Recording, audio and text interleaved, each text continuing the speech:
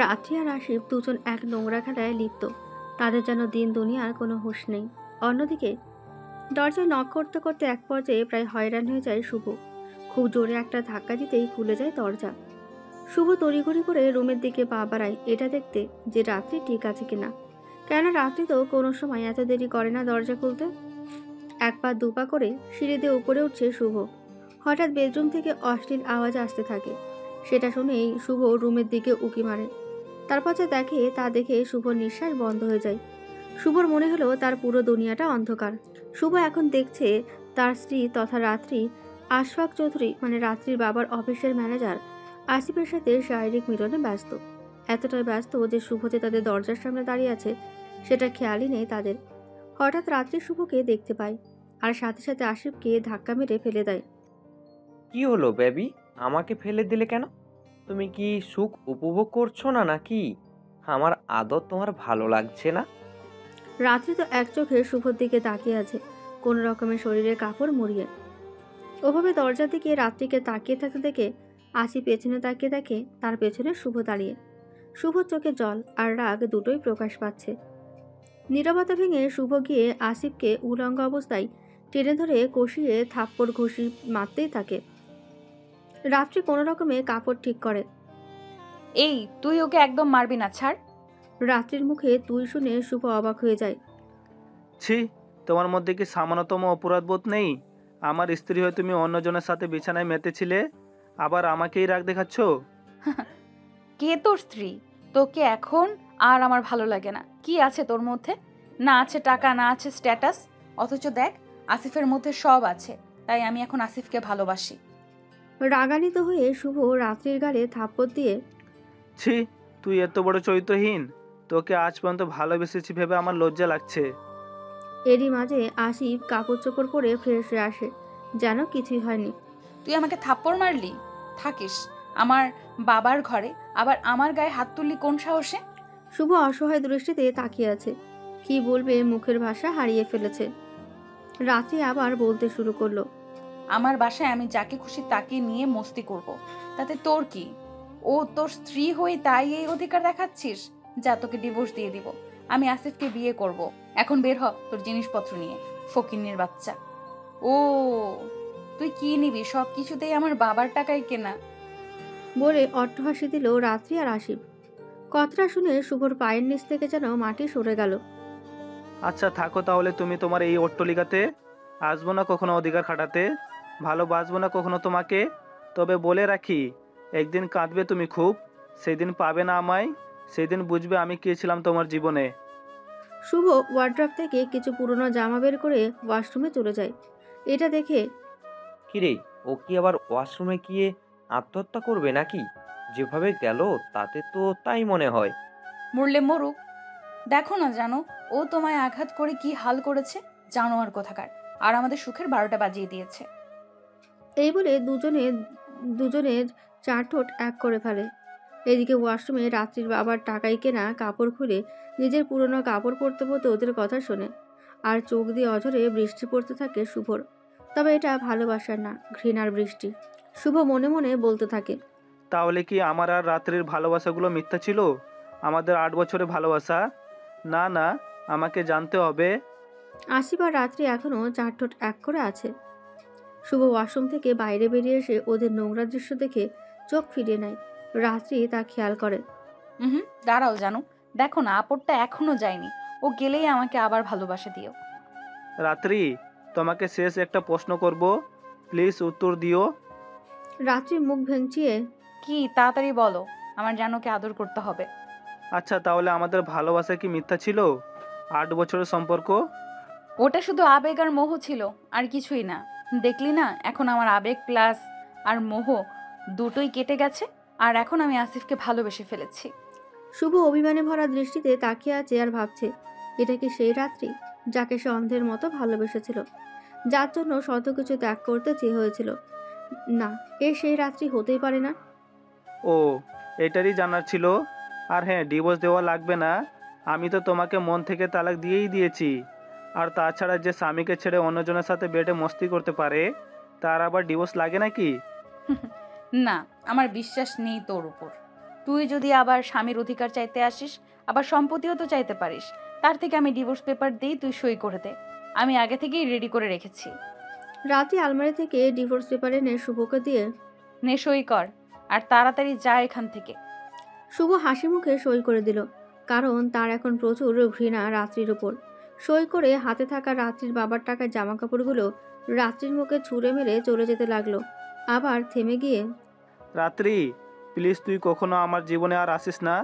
আগে আমার চোখে যতটুকু ভালোবাসা দেখেছিস, এখন থেকে তার চেয়ে 100 গুণ ঘৃণা দেখবি। এই বলে শুভ বাসা থেকে বের হয়ে গেল এক অজানার উদ্দেশ্যে। এদিকে রাত্রি আর আসিফ শুভর কথা হেসে উড়িয়ে দিল। ফকিরনিটা আসলেই পাগল। আসিফকে উদ্দেশ্য করে জানো আমি কি তোমাকে কখনো ছেড়ে যাব বলো? আমি তো তোমাকে ভালোবাসি, তুমি আমায় ছেড়ে চলে যাবে না তো? কি বলো এসব বেবি? আমি তোমায় কখনো ছেড়ে যাব না। আমি তো তোমায় অনেক ভালোবাসি। আসিফ মনে মনে রাত্রির বাবা আশফাক চৌধুরীকে উদ্দেশ্য করে বলে। আমি আজ আমার অপমানের বদলা নিয়েছি। দেখ কিভাবে তোর মেয়েকে তিলে তিলে মারি, আর তোর সব সম্পত্তি আমার নামে করে নেই। খেল তো আভি শুরু হুয়া হ্যায় আশরাফ চৌধুরী। এদিকে শুভ হাঁটতে হাঁটতে সেই চিরচেনা লেকের পাড়ে পৌঁছায়। এই সেই জায়গা, যে জায়গায় শুভর মন খারাপ থাকলে আসে। এই জায়গায় আসলে শুভর মন ভালো হয়ে যায়। তবে আজকে অনেক আঘাত পেয়েছে শুভ, এটা এত সহজে ভালো হবে না। শুভ লেকের পাড়ে বসে আছে আর কল্পনা করছে পুরনো অতীতকে। অতীত সকাল 8:30 বেজে গেছে, কিন্তু শুভর ঘুম ভাঙার কোনো নামগন্ধ নেই। এদিকে শুভর মা শাহনাজ আলমগীর শুভকে ডেকে ডেকে অতিষ্ঠ হয়ে গেছে। এই বাদর, উঠ, কলেজে যাবি না? তোর বাবা কিন্তু ঘরে আছে আর তোকে নিচে ডাকছে। শুভর বাবার কথা শুনে কিছুটা ভয় পেয়ে গেল। কি, বাবা ডাকছে, তুমি আগে বলবে না? তাহলে তো কখন উঠে যেতাম। ও, আমি ডাকলাম উঠলি না, তোর বাবার কথা শুনেই উঠে গেলি? তার মানে তোর কাছে আমার কোনো দামই নেই? আসলে তেমন কিছু না, বাবাকে ভয় পাই দেখে উঠে গেলাম। আর তুমি তো আমার লক্ষ্মী আম্মু। হয়েছে হয়েছে, আর ন্যাকামো করতে হবে না। সারা রাত জেগে গল্প না কিসব আজে বাজে লিখিস, তারপর পড়ে পড়ে ঘুমাস, আর তোর বাবার কাছে আমার বকা শুনতে হয়। আচ্ছা, তুই যে এসব লিখিস তাতে কি তোর কোনো লাভ হয়? কোনো টাকা পাবি? এসব তুমি বুঝবে না, পাঠকদের ভালোবাসাই তো আসল। আমার ওসব বুঝে কাজ নেই বাপু। তাড়াতাড়ি ফ্রেশ হয়ে নিচে আয়। আর তোর বাবা বসে আছে খাবার টেবিলে। শেহনাজ বেগম চলে গেল। শুভ উঠে ওয়াশরুমে চলে গেল। তারপর ফ্রেশ হয়ে সোজা নিচে গিয়ে ডাইনিং টেবিলে বসলো। কিরে, এত দেরি করলি কেন? এমনি ঘুম থেকে উঠতে একটু দেরি হয়ে গেল। মাথা নিচু করে বলে উঠল। আচ্ছা, কাল থেকে যেন আর দেরি না হয়। ওকে আব্বু। আর শোন, যেহেতু কলেজে আজকে তোমার প্রথম দিন, তাই তোমাকে বলছি, এমন কোনো কাজ করবে না যেন আমার মান সম্মানে ক্ষতি হয়। আর ভালো মতো লেখাপড়া করবে, কারণ আমার এই সুবিশাল ব্যবসা তো তোমাকেই ধরতে হবে। আসলে শুভরা অনেক ধনী, আর ও বাবা মায়ের একমাত্র সন্তান। জি আব্বু। আমি জানি আমার ছেলে আমার কথা কখনো ফেলবে না। এখন নাস্তা করে কলেজে চলে যাও। শুভ নাস্তা করে কলেজের উদ্দেশ্যে রওনা দেয়। এবার ইন্টার ফার্স্ট ইয়ারে শুভ গাড়ি থেকে কলেজের সামনে নামলো। সোজা ক্লাসরুমের দিকে পা বাড়ালো। ক্লাসে পৌঁছে সোজা দ্বিতীয় বেঞ্চের কোনায় বসলো। এদিকে ক্লাসের কিছু মেয়ে তো শুভর দিকে হাঁ করে তাকিয়ে আছে। ওই, তোরা কি দেখছিস ওই ছেলেটার দিকে?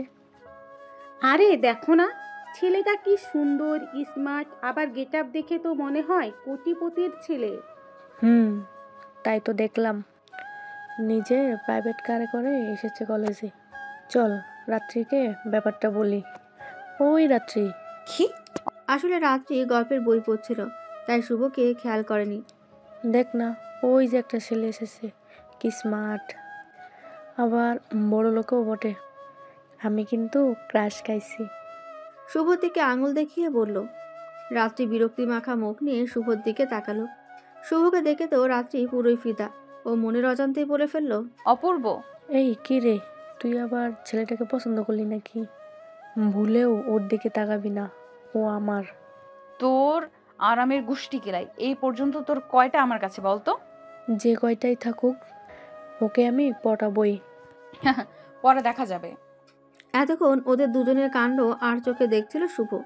ওর খুব অস্বস্তি লাগছিল ওদের কাণ্ড দেখে। ক্লাসে স্যার আসলো এবং সবার থেকে পরিচয় জানলো। ওয়াও, কি মিষ্টি নাম, শুভ। হুম। ছুটির পর রাত্রি শুভকে পেছন থেকে ডাক দেয়। জি, আমাকে বলছেন? হ্যাঁ, তোমাকেই বলছি। কি বলবেন বলেন, আমার তাড়া আছে। তেমন কিছু না, আসলে একটু সাবধানে থেকো, তোমার পিছনে কিন্তু মেয়েরা লেগেছে। কি আমার পিছনে? জিজ্ঞাসা দৃষ্টিতে তাকিয়ে। হুম। কেন? কেন মানে কি? তুমি দেখতে সুন্দর, হ্যান্ডসাম আর বড়লোকও বটে। ও আচ্ছা, তাহলে আপনি কেন আমার পিছনে ঘুরছেন? না না, আমি তো এই নিয়তে ঘুরি না, আমি তো তোমার সাথে ফ্রেন্ডশিপ করতে এসেছি। ও রিয়েলি? ফ্রেন্ডশিপ এত সোজা না, আর আমি মেয়েদের সাথে ফ্রেন্ডশিপ করি না। কেন, করলে সমস্যা কি? এর উত্তর আপনাকে দিতে আমি বাধ্য না। বাই দ্য ওয়ে, আমার তাড়া আছে, আমায় বাসায় যেতে হবে। শুভ চলে যায় আর রাত্রি থ হয়ে দাঁড়িয়ে আছে আর ভাবছে। কি ব্যাপার, ছেলেটা আমাকে পাত্তা দিল না কেন? আমি কি দেখতে খারাপ? সে যাই হোক, আমি কিন্তু তোমায় ছাড়ছি না, তোমাকে আমার খুব ভালো লেগেছে। শুভকে উদ্দেশ্য করে বলল। পরের দিন শুভ কলেজে আসে। কিছুটা আগে আসার কারণে কলেজের মাঠে একা একা বসে বই পড়ছিল। এমন সময় রাত্রি এসে শুভর পাশে বসে। রাত্রিকে দেখে শুভ উঠে যেতে চায়, তখন এই যাচ্ছ কেন? সেটা আপনাকে বলা কি খুব জরুরি? আরে বসো প্লিজ, আমি তো তোমায় ডিস্টার্ব করছি না। শুভর আর কি করার, ও বসে যায়। রাত্রি কিছুক্ষণ চুপ থাকে, কিন্তু তা বেশি সময় না। রাত্রি আবার শুভকে জিজ্ঞাসা করে। এই শুভ, তুমি মেয়েদের সাথে বন্ধুত্ব করো না কেন? শুভ এবার উত্তর দেয়। আসলে আমি এই বয়সে বন্ধুত্ব করতে চাই না, কারণ কবে যে বন্ধুত্ব থেকে ভালোবাসায় জড়িয়ে যায় সেই ভয়ে। আমি তো এটাই চাই। কিছু বলবেন? না না, কিছু না, তুমি আমার সাথে বন্ধুত্ব করতে পারো নির্ভয়ে। শুভর কাছে রাত্রির এই চঞ্চলতা খুব ভালো লাগলো, তাই শুভ আর মানা করে না। কেন, বন্ধুত্ব করলে আপনার উপকার হবে। হুম, অনেক। ওকে, তাহলে আজকে থেকে আমরা ফ্রেন্ড। সত্যি? তো কি, আমি আপনার সাথে মিথ্যা কেন বলবো? ধন্যবাদ, তবে তুমি আমাকে তুমি করে বলবে, প্লিজ প্লিজ। শুভ আর মানা করে না। ওকে। তারপর থেকে শুভ আর রাত্রি খুব ভালো বন্ধু হয়ে ওঠে। রাত্রি সবসময় শুভর কেয়ার করত। আবার শুভ ও রাত্রিকে লেখাপড়ার বিষয়ে বা অন্যান্য বিপদে সাহায্য করত বন্ধু হিসেবে। এভাবেই কলেজে তাদের দিন চলে যায়। একসময় কলেজ থেকে তারা ভার্সিটিতে ওঠে, তা আবার দুজন একই ভার্সিটিতে। এর মাঝে কারণও আছে।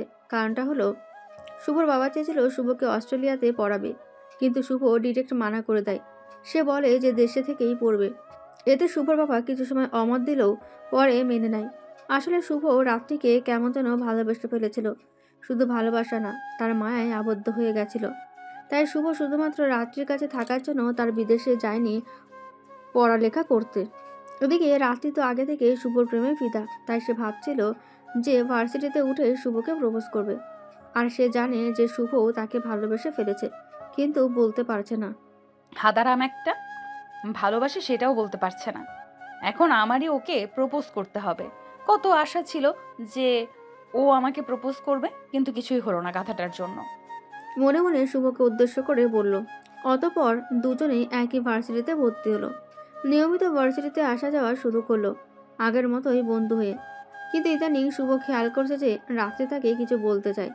শুভ এটাও জানে যে রাত্রি তাকে কি বলতে চায়, কারণ শুভ রাত্রিকে অনেক ভালোবেসে ফেলেছিল, কিন্তু বলতে পারছিল না।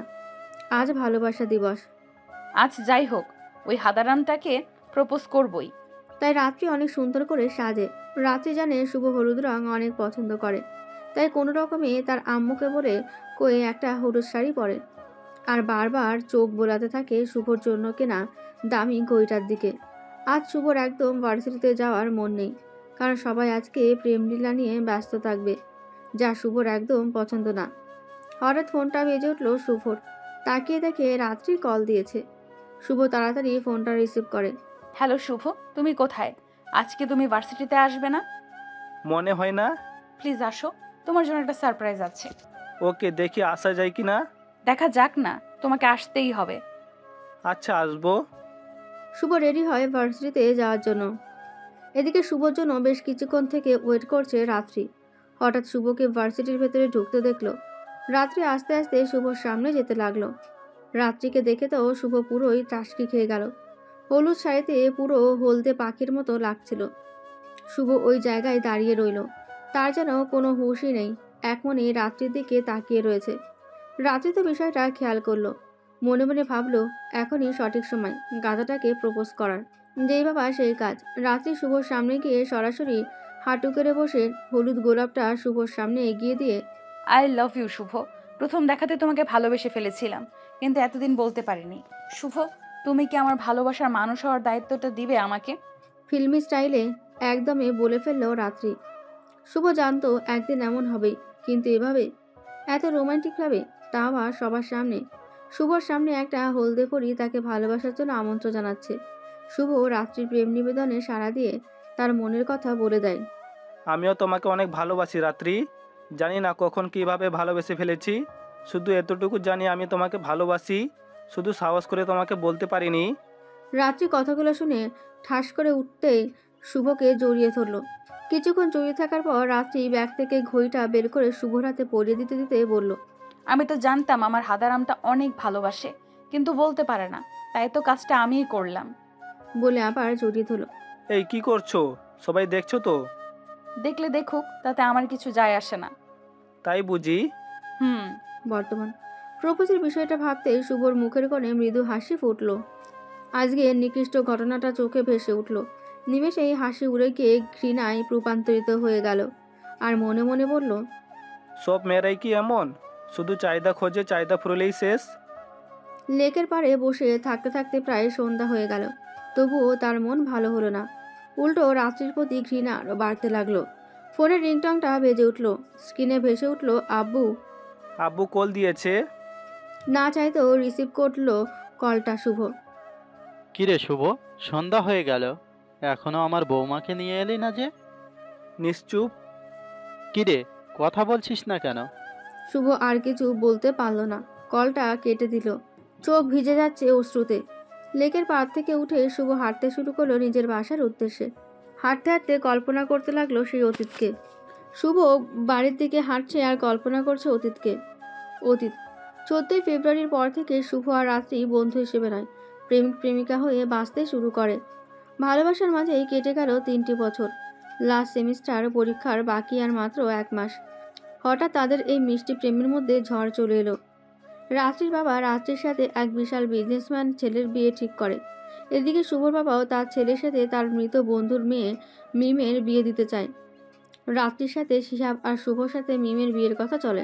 তাদের দুজনের পরিবার চায় তাদের বিয়েটা যেন পরীক্ষার পর হয়। এদিকে রাত্রি আর শুভ দুজন মনমরা হয়ে বসে আছে ক্যাম্পাসের মাঠে। এই এখন কি করব বলো? বাবা তো আমার বিয়ে ঠিক করে ফেলেছে। আমার বাবাও তো আমার বিয়ে ঠিক করে ফেলেছে। কি? তুমি আমাকে রেখে অন্য মেয়েকে বিয়ে করবে? ধুর, তুমি না আসলে বেশি বুঝো। আমি ভাবছি কিভাবে বিয়েটা আটকানো যায়, আর তুমি আছো তোমার উল্টাপাল্টা চিন্তা নিয়ে। সে তুমি যাই বলো, আমি কিন্তু তোমাকে ছাড়া আর কাউকে বিয়ে করব না। যদি বিয়ে করতেই হয় তবে তোমাকেই করব, না হলে বিষ খেয়ে মরে যাব। কী সব বাজে বাজে বলছো? বিয়ে আমি তোমাকেই করব। আমি যে তোমাকে বড্ড বেশি ভালোবাসি। তাহলে শুভ, চল না আমরা পালিয়ে যাই। আর আমি জানি আমার বাবা কখনো তার সিদ্ধান্ত পাল্টাবে না। আমার বাবাও তো এমন। আমি ভেবেছিলাম পরীক্ষা শেষে বাবার বিজনেসে জয়েন হব, আর সুযোগ বুঝে বাবাকে তোমার কথা বলবো। আমি এত কিছু বুঝি না, তুমি তাড়াতাড়ি কিছু একটা করো। ওকে, আমি ভেবে দেখছি কি করা যায়। শুভ চায় তার বাবাকে রাত্রির কথা বলতে, কিন্তু সাহস হচ্ছে না। বলবে বলবে করে বলাই হচ্ছে না। পরীক্ষা চলে এলো। কাল থেকে পরীক্ষা। শুভ কি করবে কিছুই মাথায় ঢুকছে না। অতঃপর পরীক্ষাও শেষ হয়ে গেল। আজ রাত্রির গায়ে হলুদ, আর কালকে শুভর এঙ্গেজমেন্ট মিমের সাথে। শুভ ডাইনিং টেবিলে বসে আছে, সামনে তার বাবা। আব্বু, আমি তোমাকে একটা কথা বলতে চাই। কি বলবে আমি তা জানি। আমাকে সুমন, মানে শুভদের গাড়ির ড্রাইভার, ও সব বলেছে। তুমি নাকি আশফাক চৌধুরীর মেয়ের সাথে সব সময় মেলামেশা করো। আব্বু, আমি রাত্রিকে ভালোবাসি। আমি ওকে বিয়ে করতে চাই। দ্রুত বলে ফেলল শুভ। আলমগীর খান যেন শুভর কথাটাকে পাত্তাই দিল না। দেখো শুভ, তুমি আর যাই বলো, বিয়ে তো তোমাকে মিমকেই করতে হবে। একটা অসহায় মেয়েকে কথা দিয়ে সেই কথা আমি কিছুতেই ফেরত নিতে পারবো না। আর অলরেডি সবাইকে জানানো হয়ে গেছে। তাছাড়া আমার মান সম্মানেরও একটা ব্যাপার আছে। কালকে তোমার এঙ্গেজমেন্ট, এখন সেটার জন্য প্রস্তুতি নাও। কিন্তু বাবা, শুভর কথাকে থামিয়ে দিয়ে কোনো কিন্তু না। আর হ্যাঁ, এমন কিছু করো না যাতে আমার মান সম্মানে কোনো ক্ষতি হয়। শুভ বুঝে গেছে তার বাবা কখনোই তার সিদ্ধান্ত বদলাবে না। এদিকে রাত্রি তো বিষ কিনে রেখেছে আর বলেছে যে শুভ যদি ওকে বিয়ে না করে তাহলেও বিষ খাবে। শুভ আর কিছু ভাবতে পারছে না। নিজের ভালোবাসার মানুষের কোনো ক্ষতি হবে সেটা সে কখনোই মেনে নিতে পারবে না। তাই সে সিদ্ধান্ত নিল রাত্রিকে নিয়ে পালিয়ে বিয়ে করার। এছাড়া তো আর কোনো রাস্তা নেই শুভর কাছে। শুভ রাত্রিকে কল দেয়। রাত্রি শুভর কল দেখে দ্রুত কল রিসিভ করে। শুভ, তুমি কোথায়? আমি কিন্তু বিষ খাবো। কি বলে এসব উল্টাপাল্টা? তোমার কিছু করার লাগবে না। আমরা আজ রাত 12টার সময় পালাবো, তুমি তৈরি থেকো। কি সত্যি? আমি তো তৈরি আছি, তুমি শুধু আমাকে এখান থেকে নিয়ে যাও। শুভ তার ব্যাগ গুছিয়ে বাবা মায়ের রুমের দিকে গেল। আলমারি থেকে 2 লক্ষ টাকার মতো নিল। তারপর বাবা মায়ের পায়ে সালাম করে বাসা থেকে বেরিয়ে পড়ল। এখন রাত 12টা। শুভ রাত্রিদের বাসার পেছনে দাঁড়িয়ে রাত্রির জন্য অপেক্ষা করছে। কিছুক্ষণ পর রাত্রি বাড়ির পেছনের বাগান দিয়ে আস্তে আস্তে হেঁটে দেওয়াল টপকিয়ে বাসা থেকে বের হয়ে গেল। শুভ রাত্রিকে দেখে যেন প্রাণ ফিরে পেল। এই তাড়াতাড়ি চলো, আমাদের তাড়াতাড়ি বাসে ধরতে হবে। কিন্তু আমরা কোথায় যাব? চট্টগ্রাম হালিশহরে আমার খালু থাকে, আপাতত তার কাছে যাব। রাত্রি আর শুভ বাসে বসে আছে, উদ্দেশ্য চট্টগ্রাম। সকাল 7টায় ওরা চট্টগ্রাম পৌঁছালো। এরপর 9টার মধ্যে শুভ আর রাত্রি শুভর খালুর বাসায় পৌঁছালো। শুভর খালু শুভর খুব কাছের মানুষ, বলতে গেলে তারা দুজন বন্ধু। শুভর খালা মারা যাওয়ার পর তার খালু আর বিয়ে করেনি। রাত্রি আর শুভ বসে আছে শুভর খালুর সামনে। তোরা যা করছিস আমি তাদের দ্বিমত দেব না, তবু শুভ তোর বাবা অনেক কষ্ট পাবে। আমি বাবাকে তো বলেছি, কিন্তু তিনি মানে নাই, তাই বাধ্য হয়ে রাত্রিকে নিয়ে পালিয়ে এসেছি। আচ্ছা এসব কথা বাদ দে, তোরা এখন বিশ্রাম নে, রাত তো তোদের বিয়ে দিতে হবে। আমি যাই সেই দিকটা গুছিয়ে নিই। বিয়ের কথা শুনে রাত্রি আর শুভ দুজনেরই লজ্জায় মুখ লাল হয়ে গেল। এদিকে আলমগীর খান সকাল থেকে রুমে একা বসে আছে দরজা লাগিয়ে। শুভ যে এমন করবে তা আলমগীর খান ভাবতেও পারেননি। প্রচুর রাগ হচ্ছে শুভর ওপর। এখন সে কোন মুখে অসহায় মেয়েটার সামনে দাঁড়াবে, আর লোকেদেরও বা কিভাবে মুখ দেখাবে। রাত্রির বাবারও একই অবস্থা, লজ্জায় তার মাথা কাটা গেছে, কিন্তু তাতে তার কোনো আফসোস নেই। একমাত্র মেয়ে রাত্রির জন্য মনটা কাঁদছে তার। কি জন্য যে রাত্রি এমন করলো কিছুই জানে না আশফাক চৌধুরী। এদিকে রাত 9টার দিকে কাজে এসে শুভদের বিয়ে পড়িয়ে দিয়ে গেল। আজ ওদের বাসর রাত, নেই কোনো জাঁকজমকতা, তবুও মেনে নিচ্ছে বাস্তবতাটাকে। ওরা এখন নতুন জীবন শুরু করার জন্য প্রস্তুতি নিচ্ছে। কিছুদিন খালুর বাসায় থাকে, তারপর শুভ একটা স্বল্প বেতনে চাকরি পায়। তাই তারা একটা ছোট বাসা নিয়েছে ভাড়ায়। শুরু হয় তাদের সংসার। প্রথম কিছু মাস তাদের খুব ভালো কাটে, কিন্তু রাত্রির কাছে এই হিসাবি জীবন আস্তে আস্তে খারাপ লাগতে শুরু করে। এদিকে শুভ অনেক কষ্ট করে রাত্রিকে খুশি রাখার জন্য। এমন না যে শুভ রাত্রির কোনো চাহিদা অপূর্ণ রাখে, সবসময় রাত্রিকে সুখে রাখতে চায়। তাই তো যে ছেলে কখনো খাবার খেয়ে নিজের প্লেট ধুতো না, সে আজ সকাল থেকে সন্ধে অফিস করে এসে রাতে আবার টিউশনি করাতে যেত। যতদিন যায় রাত্রিও তত বদলাতে শুরু করে। তার কাছে আর এই মধ্যবিত্ত জীবন ভালো লাগছে না, আর কমতে থাকে শুভর প্রতি ভালোবাসাও। রাত্রি চায় বিলাসবহুল জীবন। সে এটা ভাবে যে তার সব কিছু থাকতেও কেন সেরকম মধ্যবিত্ত জীবন পার করবে। রাত্রি এখন তার বাবার কাছে ফিরে যেতে চায়। সে চায় তার বিলাসবহুল জীবন ফিরে পেতে। তাই সে একদিন তার বাবাকে কল দেয়। রাত্রির বাবা অচেনা নাম্বার দেখে রিসিভ করে। বাবা, তুমি কেমন আছো? আশফাক চৌধুরী 1 বছর পর তার মেয়ের আওয়াজ শুনে খুশিতে আত্মহারা হয়ে যায়। মা, রাত্রি তুই কোথায়? তুই আমার কথা একবারও ভাবলি না? বাবা, আমাকে মাফ করে দাও। আমি শুভকে ভালোবাসতাম, তাই পালিয়ে বিয়ে করে ফেলেছি। বাবা, আমি তোমার কাছে থাকতে চাই। তুমি কি আমাদের দুজনকে মেনে নেবে? কেন মানবো না? তুই তাড়াতাড়ি জামাইকে নিয়ে চলে আয়। রাতে শুভ যথারীতি বাসায় আসে। রাত্রিকে দেখে সবকিছু গুছাচ্ছে। এই কি করছো এসব? ব্যাগ কেন গুছাচ্ছ? আমরা আর এ বাড়িতে থাকবো না। মানে কি? দেখো শুভ, আমার আর এই মিডল ক্লাস জীবন ভালো লাগছে না, তাই বাবাকে কল দিয়েছিলাম। বাবা আমাদেরকে মেনে নিয়েছে, আমাদেরকে বাবার কাছে যেতে বলেছে। আমরা এখন থেকে বাবার কাছেই থাকবো। ও মানে তুমি চাও আমি ঘর জামাই হয়ে থাকবো? তা নয় তো কি? তোমার বাবা তো কখনো আমাদের মেনে নেবে না। তুমি এখন একজন অসহায় মানুষ ছাড়া আর কিচ্ছু নাও। আর আমিও এভাবে ফালতুভাবে আমার জীবন বরবাদ করতে পারবো না।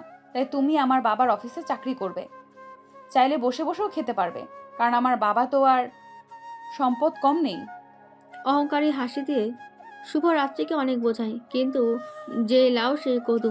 রাত্রি শুভকে ভালোবাসার কসম দেয়, তাই শুভ আর রাত্রিকে মানা করতে পারে না। তবে শুভ একটা শর্ত দেয়, সেটা হলো শুভ চাই রাত্রির বাবার অফিসে ইন্টারভিউ দিয়ে টিকে যোগ্যতা অনুযায়ী পোস্টে কাজ করতে। রাত্রিও শুভর শর্তে রাজি হয়ে যায়। শুভ আর রাত্রি এখন আশফাক চৌধুরীর বাসায় থাকে। শুভ ইন্টারভিউতে টিকে সাধারণ কর্মচারী হিসেবে আশফাক চৌধুরীর অফিসে কাজ করতে থাকে। শুভকে আশফাক চৌধুরীর অনেক পছন্দ হয়। আশফাক চৌধুরী মনে মনে ভাবে, শুভকে তো তার বাবা একদিন না একদিন মাফ করেই দিবে। তখন তো আমার মেয়ে এত বড় বিজনেসম্যানের ঘরের বউ হবে। আমার এত চিন্তা কিসের? এদিকে রাত্রি এখন তার বাবার বিজনেস সামাল দিতে থাকে। সে চায় তার ভবিষ্যৎটাকে অনেক বিলাসবহুল করতে। এখন রাত্রি অনেক বড় বড় বিজনেসম্যানদের সাথে ওঠা বসা করে, তার মধ্যে বিরাট অহংকার জন্মায়। রাত্রি বুঝতে পারে শুভর প্রতি আসলে তার ভালোবাসা ছিল না, ওটা ছিল আবেগ আর মোহ। এখন শুভকে সবার সামনে নিজের স্বামী হিসেবে পরিচয় দিতে লজ্জা করে রাত্রির। এখন শুভকে তার বিরক্তি আর বোঝা ছাড়া কিছুই মনে হয় না। শুভ বুঝতে পারে রাত্রি তাকে এড়িয়ে চলছে, আগের মতো কেয়ার করে না। সবসময় বিরক্তি মাখা মুখ নিয়ে সামনে আসে, তবুও মনকে এটা বলে বুঝ দেয়, রাতি তো আমাকে অনেক ভালোবাসে, হয়তো এখন আমাকে সবার সামনে মানতে পারছে না, পরে ঠিক হয়ে যাবে, আবার আগের মতো এসে বলবে শুভ তুমি শুধু আমার। আশিফ রাত্রিদের অফিসের ম্যানেজার, তাই সবসময় রাত্রির সাথে থাকে। রাত্রি বুঝতে পারে যে আসিফ তাকে পছন্দ করে। রাত্রিও আসিফকে পছন্দ করতে শুরু করে, কারণ আসিফের কাছে সব আছে, দেখতে সুন্দর, টাকা পয়সা, বাড়ি গাড়ি, আর সবচেয়ে বড় কথা আসিফের সাথে রাত্রির স্ট্যাটাস মেলে। কিন্তু শুভর সাথে রাত্রির কিছুই মেলে না। শুভ তো একটা সাধারণ কর্মচারী। ও আপনাদের তো আসিফের সাথে আশফাক চৌধুরীর শত্রুতার কারণ বলাই হয়নি, তো শুনুন। আসিফ আশফাক চৌধুরীর কোম্পানির বিভিন্ন ডিল অন্য কোম্পানিদের কাছে বিক্রি করে দিত, আরও নানা অবৈধ কাজ করত। এসব ব্যাপারে আশফাক চৌধুরী যখন জানতে পারে, তখন আসিফকে সবার সামনে অপমান করে পুলিশের হেফাজতে পাঠায়। আসিফের বাবা আশফাক চৌধুরীর খুব কাছের বন্ধু ছিল।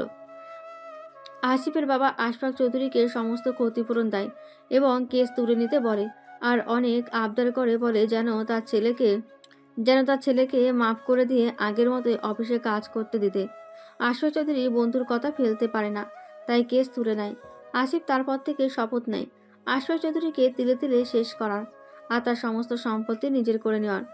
তাই আসিফ এখন রাত্রিকে নিজের মিথ্যে প্রেমে ফেলতে চায়, যাতে আশফাক চৌধুরীর কাছ থেকে বদলা নিতে পারে। দেখতে দেখতে রাত্রি আর আসিফ আস্তে আস্তে ঘনিষ্ঠ হতে থাকে, একে অপরের সাথে একদম ফ্রি হয়ে যায়। রাত্রি সবসময় আসিফকে নিয়ে ব্যস্ত থাকে, শুভকে একদমই টাইম দেয় না। এতে শুভ অনেক কষ্ট পায়। শুভ রাত্রি আর আসিফের এত ক্লোজ হওয়ার বিষয়টা মেনে নিতে পারছিল না, তাই একদিন রাত্রিকে জিজ্ঞেস করে, রাত্রি তুমি তো আজকাল আমাকে একদম সময় দাও না, আগের মতো কি আরও করো না আমার? কেন দেখো না ব্যস্ত থাকি। আগের মতো তো আমি ঘরে বসে বসে মাছি মারি না যে সারাদিন তোমায় নিয়ে পড়ে থাকবো। বিরক্তি মাখা মুখ নিয়ে, অফিসে বসের সাথে তোমার সারাদিন কি? সব সময় তো দেখি দুজন হেসে হেসে কথা বলো। এই তুমি কি আমাকে সন্দেহ করছো? না, সন্দেহ করছি না, তবে অফিসের বসের সাথে একটু কম কথা বললেও পারো। আরে আজব তো, আসিফ হচ্ছে ম্যানেজার, সব রকম ইম্পর্টেন্ট কাজ ওর সাথে পরামর্শ করেই করতে হয়। এখন তুমি কি বলো, ইম্পর্টেন্ট কাজগুলোর ব্যাপারে আসিফের সাথে পরামর্শ না করে তোমার মতো সাধারণ কর্মচারীর সাথে পরামর্শ করব? অসহ্য। রাত্রির কাছ থেকে এমন কথা শুনে আর কিছু বলার ইচ্ছা থাকে না শুভর।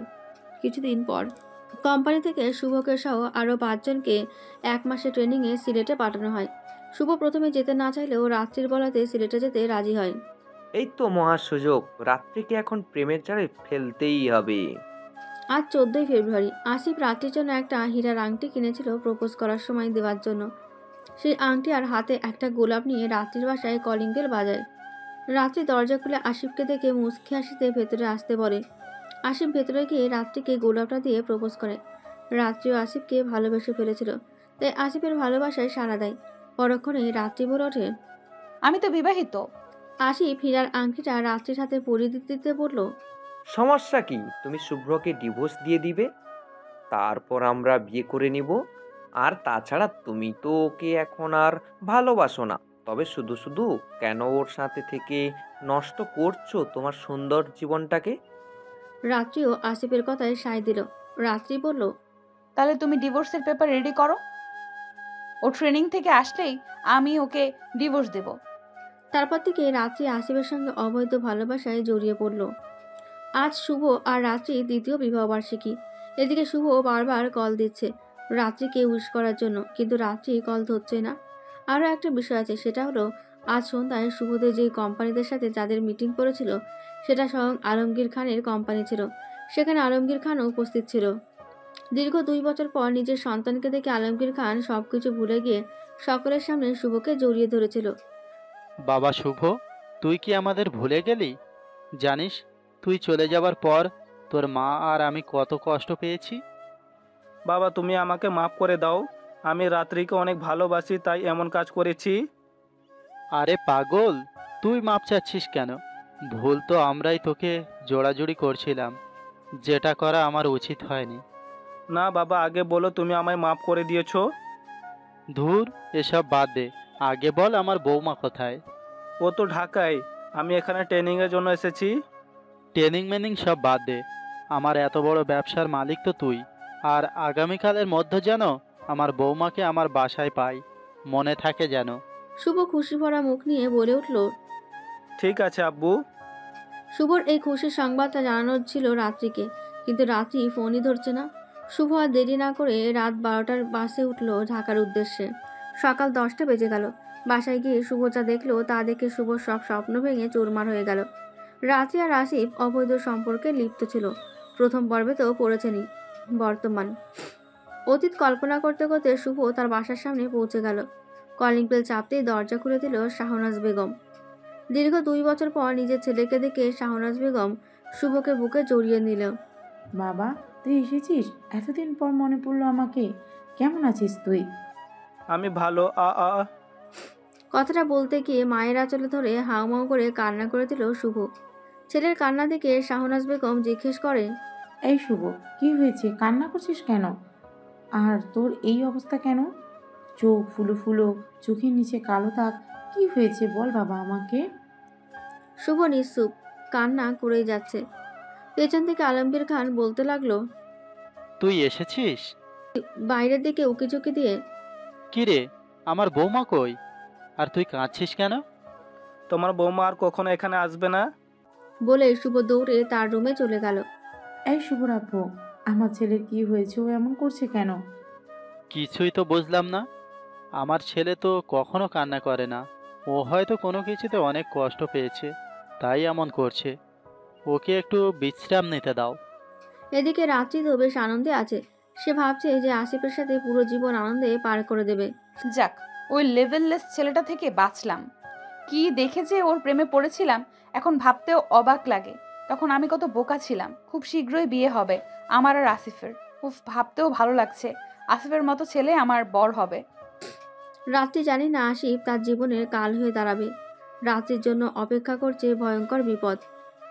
এদিকে শুভ বেডের এক কোণে গুটি গুটি মেরে বসে আছে আর কান্না করছে। কি রে, আমি কান্না করছি কেন? কান্না তো করবে ও, যেদিন বুঝবে আমার মূল্য। না না শুভ, তুই একদম ভেঙে পড়বি না। তোকে শক্ত হতে হবে, পাথরের থেকে শক্ত। আমাকে বলে কিনা লেবলেস। আরে ছোলানোময়, তোর জন্যই তো আমি লেবলেস হয়েছিলাম। তখন বুঝিনি যে তুই এমন বিষাক্ত ছবল দিবি। জাস্ট ওয়েট অ্যান্ড সি, সময় বলে দিবে কে লেবলেস। নিজ মনে বলল শুভ। কিছুদিন পর রাত্রি আর আসিফের বিয়ে। আশফাক চৌধুরী এই বিয়েতে অমত দিলেও শেষে মেয়ের কথায় রাজি হয়ে যায়। শুভ এখন অনেকটা শক্ত হয়ে গেছে। সে চায় রাত্রির মতো কেউ যেন তাকে লেভেললেস বলার সুযোগ না পায়। তাই শুভ নিজের কেরিয়ারের দিকে মনোযোগ দেয়। শুভ এখন তার বাবার পুরো ব্যবসা সামলাচ্ছে। কাল রাত্রি আর আসিফের বিয়ে। আসিফ ও ড্রাইভারকে দিয়ে বিয়ের খবরটা শুভকে জানায়, একটু মজা নেওয়ার জন্য।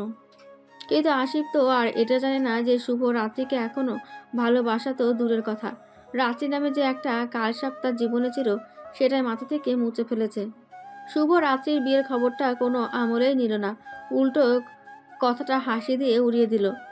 আজ রাত্রি আর আসিফের বিয়ে হয়ে গেছে। রাত্রি মনে মনে আসিফের সাথে অনেক স্বপ্ন বনে, আর আসিফ এটা ভাবে যে আশফাক চৌধুরী থেকে বদলা নেওয়ার কাজে আরও এক ধাপ এগিয়ে গেলাম। বিয়ে তো করে ফেললাম, এখন শুধু আসল কাজটা বাকি।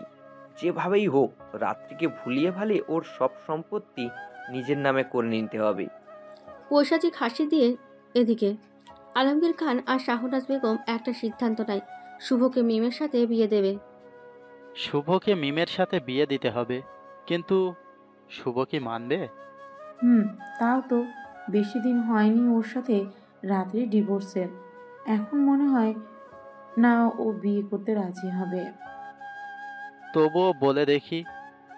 এর মধ্যে শুভ চলে আসলো। কি ব্যাপার, তোমরা কি নিয়ে কথা বলছো? এই তো তোর বিয়ে নিয়ে। মুখ ফসকে বলে ফেলে, বিয়ে মানে? মানে হলো, আমাদেরও তো নাতি নাতনির মুখ দেখতে ইচ্ছে করে, তাই আমরা চাই মিমের সাথে তোর বিয়ে দিতে। না বাবা, আমি এখন বিয়েটে করতে পারবো না। তাহলে কি সারা জীবন এভাবে একা একা কাটিয়ে দিবি?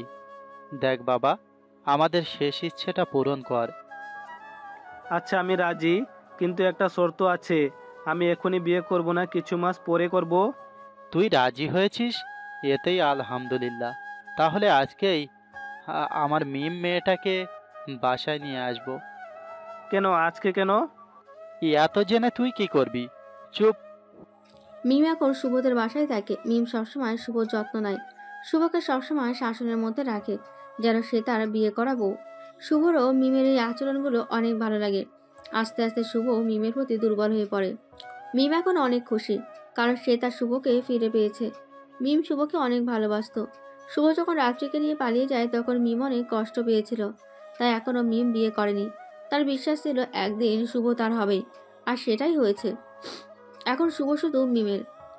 বিয়ে 2 মাস পর আসিফ রাত্রির কাছে আবদার করে, রাত্রি, দেখো, একটা কথা বলবো তোমাকে, বলো তুমি আমার কথা রাখবে? আহা বলো না, আমি তো তোমার সব কথাই রাখবো। প্রমিস? ওকে, প্রমিস। দেখো রাত্রি, আমি তোমার স্বামী, আমি কোম্পানির ম্যানেজার আর তুমি সিও। এটা কেমন দেখায় না? অনেক হাসাহাসি করে আমায় নিয়ে, বলে আমি নাকি বউয়ের টাকায় চলি, যেটা শুনলে আমার একদম ভালো লাগে না। আহা, আমার বাবুর বুঝি খুব মন খারাপ হয়? হুম, আমি বলে কি তুমি তোমার সব প্রপার্টি আমার নামে করে দাও, তাছাড়া আমার যা তা তো তোমারই। ও, বুঝতে পেরেছি। তাহলে তুমি আর কিছুদিন ওয়েট করো, আমি আমার সব কিছু তোমার নামে লিখে দিব। এখন খুশি তো? হুম। রাত্রি আসিফকে অন্ধের মতো বিশ্বাস করে সব প্রপার্টি লিখে দেয়। তার কিছুদিন পর আসিফ তার আসল রূপ প্রকাশ করে। রাত্রি ভাষায় ঢুকে দেখে আসিফ তার অফিসের কলিগ কল্পনার সাথে গভীর চুম্বনে ব্যস্ত। এটা থেকে রাত্রি যেন পুরো দুনিয়াটা উল্টে গেল। আসিফ রাত্রিকে দেখে বলে, ও বেবি, তুমি এসে পড়েছো, ওয়েলকাম ওয়েলকাম। রাত্রি রেগে গিয়ে কল্পনার গালে কষিয়ে থাপ্পড় মারে। বজ্জাত মেয়ে, তোর লজ্জা করে না আমার স্বামীর সাথে নোংরামি করতেছিস? কল্পনা কিছু বলতে গেলে আসিফ কল্পনাকে থামিয়ে দিয়ে তুমি শান্ত হও বেবি, ওকে আমি দেখে নিচ্ছি। বলেই রাত্রির গালে খুব ভয়ানকভাবে থাপ্পড় মারে। রাত্রি থাপ্পড়ে তাল সামলাতে না পেরে ছিটকে নিচে পড়ে যায়। তোর সাহস কি করে হয় কল্পনার গায়ে হাত তোলার, ছোট লোকের বাচ্চা? আসিফ, তুমি এসব কি বলছো? তুমি আমার সাথে এমন কেন করছো? কেন জানিস না? কেন এমন করছিস? তুই না জানলেও তোর বাপ জানে বিষয়টা। আসিফের এরকম আচরণ দেখে রাত্রির চোখে অন্ধকার নেমে এলো। রাত্রি বিশ্বাস করতে পারছে না, যাকে এত ভালোবাসলো সে তাকে ধোঁকা দিয়েছে। আমার বাবাকে জানো? তুই কি ভেবেছিস তোকে আমি ভালোবাসি তাই বিয়ে করেছি? না, আমি তোর বাবার থেকে বদলা নেওয়ার জন্য তোকে আমার প্রেমের জালে ফাঁসিয়েছি। আর তুই বোকা, সত্য ভালোবাসাকে ত্যাগ করে আমার মিথ্যে ভালোবাসাকে সাই দিলি। তার মানে তুমি আমায় ঠকালে? তুমি কি আমায় সত্যি সত্যি ভালোবাসো না? থু, তোর মতো মেয়েকে আবার ভালোবাসা, যে কিনা অন্যজনের স্ত্রী হয়ে আমার সাথে বিছানায় ফুর্তি করতে পারে, তাকে কি কখনো ভালোবাসা যায়? তোর যোগ্যতা অন্যের বিছানায় শোয়া পর্যন্ত, ভালোবাসায় না, বুঝলি? রাত্রি আসিফের পা ধরে আকুতি করেছে। প্লিজ আসিফ, আমাকে তুমি নিজের করে নাও, দেখবে আমি তোমায় সারা জীবন সুখে রাখবো। চুপ, একদম চুপ। তোর মতো নষ্টা মেয়েকে আমি কেন পৃথিবীর কেউ আপন করে নিতে পারবে না? আজ আমি সফল, আশরাফ চৌধুরী। আজ আমি আমার অপমানের বদলা নিয়েছি। আসিফের মুখ থেকে নষ্টা শব্দটা শুনে রাত্রির মনে হচ্ছিল তার বুকে কেউ ছুরি দিয়ে আঘাত করেছে। আশফাক চৌধুরী নিচে নেমে দেখে তার মেয়ে কান্না করছে। কিরে মা, তুই কাঁদছিস কেন? আশরাফ চৌধুরী, তুই ভালো মতোই জানিস ও কাঁদছে কেন। তোর এত বড় সাহস, তুই আমার বাড়িতে থেকে আমার নাম ধরে ডাকছিস? সরি আশরাফ, তুই ভুল বলছিস। এটা তোর বাড়ি ছিল, এখন আমার বাড়ি হয়ে গেছে। মানে কি বলতে চাচ্ছিস তুই? রাত্রি আমাকে সব প্রপার্টি লিখে দিয়েছে। সো এখন থেকে এই বাড়ি গাড়ি কোম্পানি সব আমার। তুই আর তোর মেয়ে তাড়াতাড়ি আমার বাড়ি থেকে বের হ। কেন, কি করছিস তুই এমন? বদলা, আমার অপমানের বদলা। মনে নেই? মনে নেই তুই আমাকে অপমান করে জেলের ভাত খাইয়েছিলি? তোর যত শত্রুতা আমার সাথে ছিল, তাহলে এর মধ্যে আমার মেয়েকে টানলি কেন? হারে, তোর মেয়েকেই তো আমার বর্ষির টোপ বানিয়েছি, না হলে কি আর আমি সফল হতে পারতাম বল? এখন তাড়াতাড়ি তোর এই নষ্টা মেয়েকে নিয়ে বের হ আমার বাড়ি থেকে। এই বলে আসিফ আর কল্পনা ওপরে চলে গেল। এতদিনের কষ্টের করা সম্পত্তি এভাবে কেউ ঠকিয়ে নিয়ে গেল, এটা মানতে পারছে না আশফাক চৌধুরী। রাত্রি বুঝতে পেরে গেছে আসিফ তার সাথে মিথ্যা ভালোবাসায় অভিনয় করেছে, শুধুমাত্র তার বাবার থেকে বদলা নেওয়ার জন্য। রাত্রি এখন বুঝতে পারছে কেউ প্রতারণা করলে কেমন লাগে, কতটা কষ্ট হয়। রাত্রি ভাবছে আসিফের সাথে 4 কি 5 মাসের সম্পর্ক ভাঙায় তার এত কষ্ট হচ্ছে, তাহলে শুভর সাথে তো প্রায় 8 বছরের সম্পর্ক ছিল। না জানি শুভর কতটা কষ্ট হয়েছে। আসলেই আমি নষ্টা। না হলে আমি শুভর পবিত্র ভালোবাসাকে দূরে ঠেলে কিভাবে অবৈধ সম্পর্কে জড়িয়েছিলাম। শুভ, তুমি ঠিক বলেছিলে একদিন আমি কাঁদবো, তোমায় খুঁজবো। তুমি ঠিক শুভ, এখন আমি তোমার ভালোবাসাকে উপলব্ধি করতে পারছি। তুমি কি আমায় মাফ করে দিবে, আবার নিজের করে নেবে? আমি আর তোমাকে কষ্ট দেব না। না না শুভ, কখনো আমায় ক্ষমা করবে না। আমি যে অন্যায় করেছি সেটা ক্ষমা পাবার যোগ্য না। এদিকে এসব সহ্য করতে না পেরে রাত্রি বাবা আশফাক চৌধুরী স্ট্রোক করে। বাবার এই অবস্থা থেকে রাত্রি আর কোনো কিছু না ভেবে জলদি হাসপাতালে নিয়ে যায়। হাসপাতালে ওটির সামনে বসে বসে চোখের পানি ঝরিয়ে যাচ্ছে রাত্রি। একসাথে এত বড় বড় বড় দুটো ধাক্কা সহ্য করতে পারছে না রাত্রি। শুভর সাথে করা আচরণের জন্য অনুতপ্ত হচ্ছে প্রতিনিয়ত। ডাক্তার এসে বলল আশফাক চৌধুরীর অবস্থা খুবই খারাপ, বাঁচানো মুশকিল। এই কথা শুনে আর সহ্য করতে পারে না রাত্রি, সাথে সাথে জ্ঞান হারায়। রাত্রি জ্ঞান ফিরে সকাল 7টায়। শুভ, তুমি কোথায়? বলে চিৎকার দিতে থাকে। নার্সরা ছুটে আসে রাত্রির চিৎকার শুনে। নার্সরা দেখে রাত্রির মনে পড়ে যায় সে এখন হাসপাতালে আছে। বাবা, আমার বাবা কোথায়? বাবা ঠিক আছে তো? নার্সরা নিশ্চুপ। কি হলো, কথা বলছেন না কেন? আমার বাবা কোথায়? আমাকে আমার বাবার কাছে নিয়ে চলুন। নার্সদের মধ্যে একজন খুব নিচু স্বরে বলল, আপনার বাবা কাল রাত 3টার সময় মারা যান। উনি এখন আর এই দুনিয়াতে নেই। রাত্রি বাবা বাবা বলে চিৎকার করে কেঁদে চলেছে। আমাকে আমার বাবার কাছে নিয়ে চলুন। আমার বাবা মরেনি, আমার সাথে রাগ করেছে। আমি বাবার রাগ ভাঙলে আবার বাবা আমাকে বুকে জড়িয়ে নেবে। নার্সরা রাত্রিকে তার বাবার লাশের কাছে নিয়ে যায়। মুখের ওপর থেকে সাদা কাপড় উঠিয়ে দিতেই রাত্রির সামনে তার মৃত মুখটি উন্মুক্ত হয়ে যায়। রাত্রি দৌড়ে তার বাবার পাশে যায়। এই বাবা ওঠো, আমি জানি তুমি আমার উপর রাগ করে আছো। তোমায় এই অবস্থার জন্য আমি দায়ী, শুধু আমি দায়ী। আমি আর কখনো তোমায় কষ্ট দেব না। চিৎকার দিয়ে বলতে থাকে, প্লিজ ওঠো বাবা, প্লিজ ওঠো, বলে আবার জ্ঞান হারায় রাত্রি। এদিকে শুভ তার কেরিয়ারে সর্বোচ্চ সফলতা পায়। অল্প কিছুদিনেই হয়ে ওঠে অনেক বড় বিজনেসম্যান। বাংলাদেশের সেরা 10 জন বিজনেসম্যানের তালিকায় শুভর নাম চলে আসে। চারদিকে শুধু তার নাম। আমি আমার কাজে সফলতা পেয়েছি, এবার আর রাত্রির মতো কেউ আমাকে লেবলেস বলার সাহস পাবে না। যখনই শুভর ওই দিনটার কথা মনে হতো তখনই তার মন একদম ভেঙে যেত। আর যাই হোক, রাত্রি ছিল শুভর প্রথম ভালোবাসা। মিমও কম না, সে তার সবটুকু ভালোবাসা দিয়ে রাত্রির ব্যাপারটা শুভর মন থেকে মুছে দেওয়ার চেষ্টা করত। শুভ মিমকে অনেক ভালোবেসে ফেলে, তাই শুভ 1 মাস পর মিমকে বিয়ে দেওয়ার সিদ্ধান্ত নেয়। আব্বু, আমি বিয়ের জন্য প্রস্তুত। 1 মাস পর মিমকে বিয়ে করতে চাই। আলহামদুলিল্লাহ, শুনে খুব খুশি হলাম। তা বাবা, তুই বিয়ে করার জন্য এতদিন সময় নিলি কেন? আসলে আব্বু, আমি নিজের কেরিয়ার গড়ার জন্য এতদিন সময় নিয়েছিলাম। আজ আমি সফল, তাই মিমকে বিয়ে করতে দেরি করতে চাই না। শুভর মুখ থেকে বিয়ের কথা শুনে আলমগীর খান আর শাহনাজ বেগম মুস্কি মুস্কি হাসে। আর মিম তো লজ্জায় লজ্জাবতী গাছের ন্যায় হয়ে গেছে, যেন ছুঁয়ে দিলেই নিজেকে আড়াল হয়ে করে নেবে। রাত্রে জ্ঞান ফিরে দুপুর 2টায়। প্রচুর দুর্বল হয়ে আছে রাত্রি। কাল থেকে কিছু মুখে দেয়নি রাত্রি। একসাথে এত বড় ধাক্কা রাত্রিকে মানসিকভাবে ক্ষতবিক্ষত করে দিয়েছে।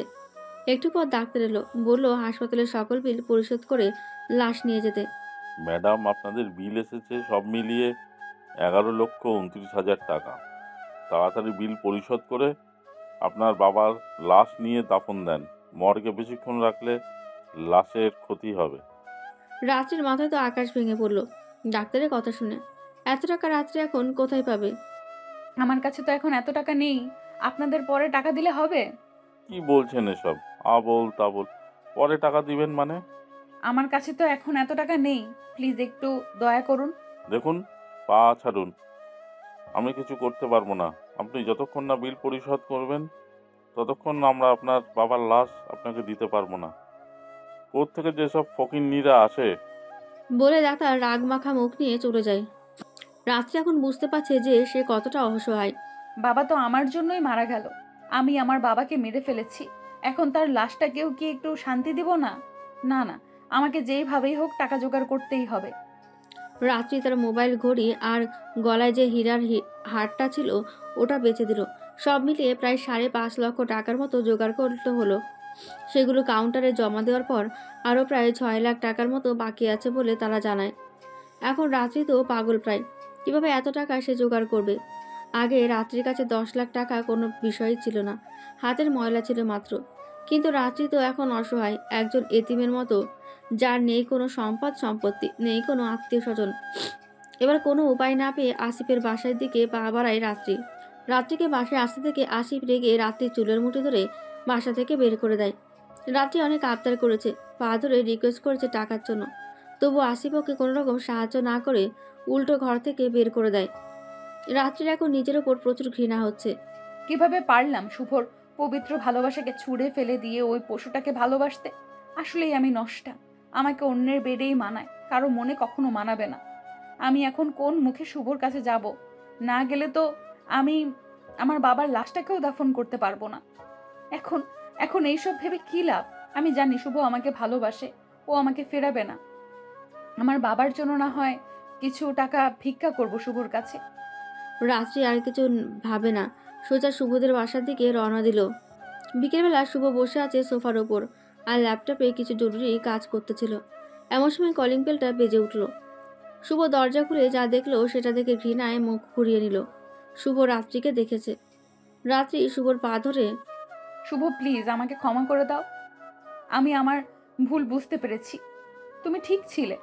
আরে আরে কি করছেন আপনি? আমার পা ছাড়ুন, ছাড়ুন বলছি। এদিকে চিল্লাচিল্লি শুনে বাসার সবাই দরজার সামনে উপস্থিত হয়ে গেল। না, আমি তোমার পা ছাড়বো না যতক্ষণ না আমাকে তুমি ক্ষমা করছো।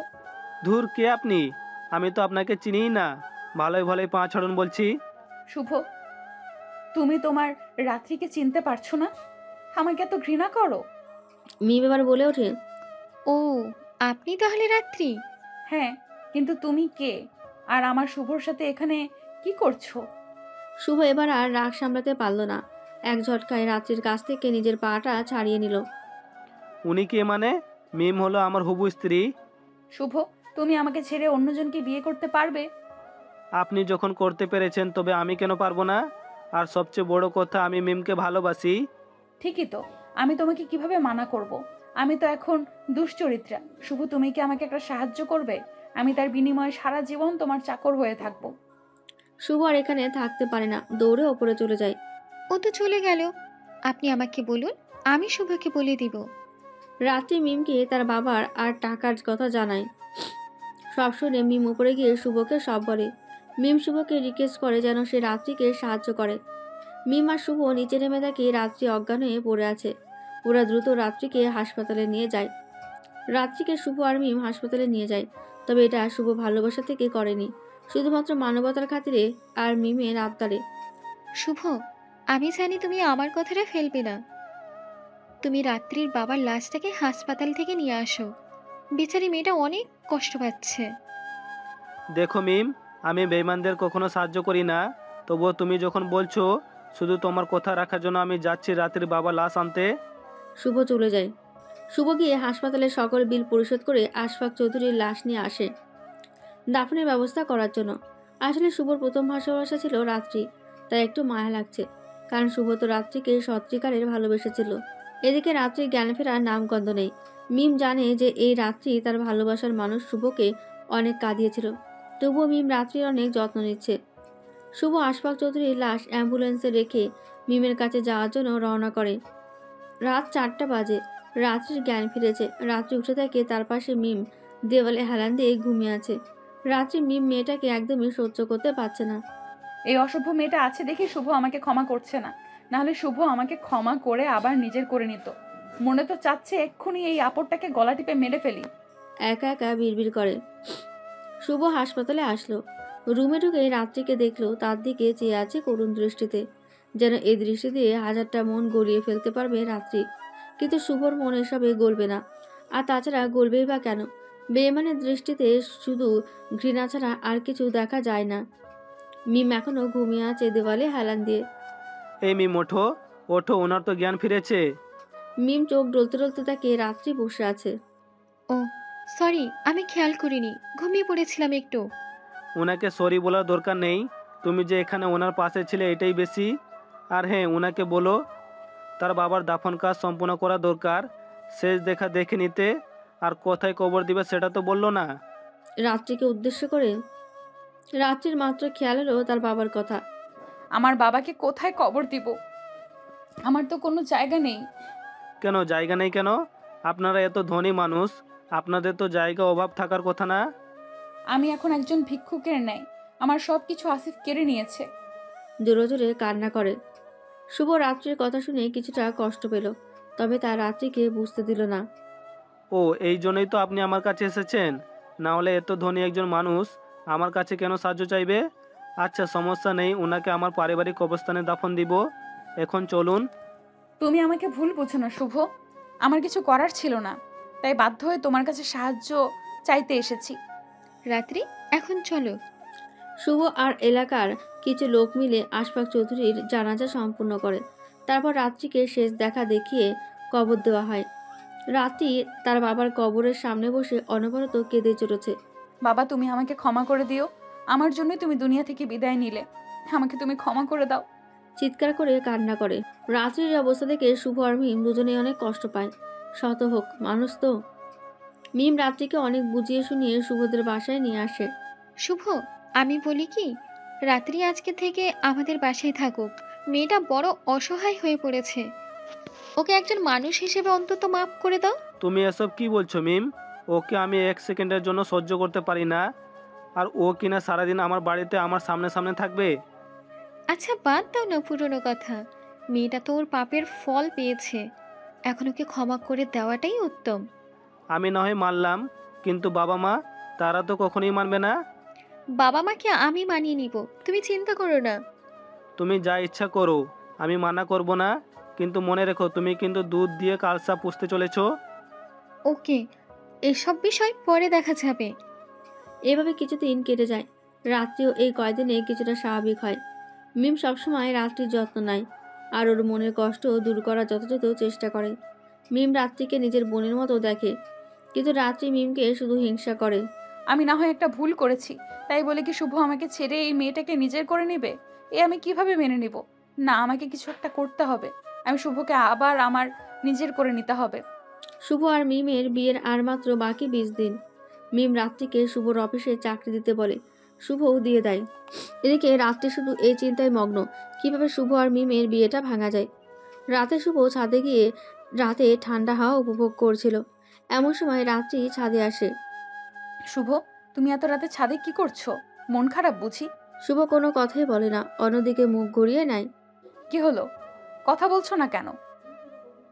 আমার উপর এত রাগ করে আছো? শুভ রাত্রি থেকে দূরে সরে গিয়ে ছাদের অন্য কোণায় দাঁড়ায়। রাত্রিও শুভর পিছে পিছে যায়। এটা থেকে শুভ আর ঠিক থাকতে পারে না। সমস্যা কি আপনার? জানেন না আমি আপনাকে একদম সহ্য করতে পারি না, ঘৃণা করে আপনাকে আমার। প্লিজ চলে যান, আমায় একা থাকতে দিন। তুমি বললেও আমি তোমার থেকে দূরে থাকতে পারবো না, কারণ আমি যে তোমায় ভালোবাসি। ভালোবাসা? ভালোবাসা শব্দটা আপনার মুখে মানে না মিস রাত্রি চৌধুরী। এই পবিত্র শব্দটাকে আর অপবিত্র করবেন না।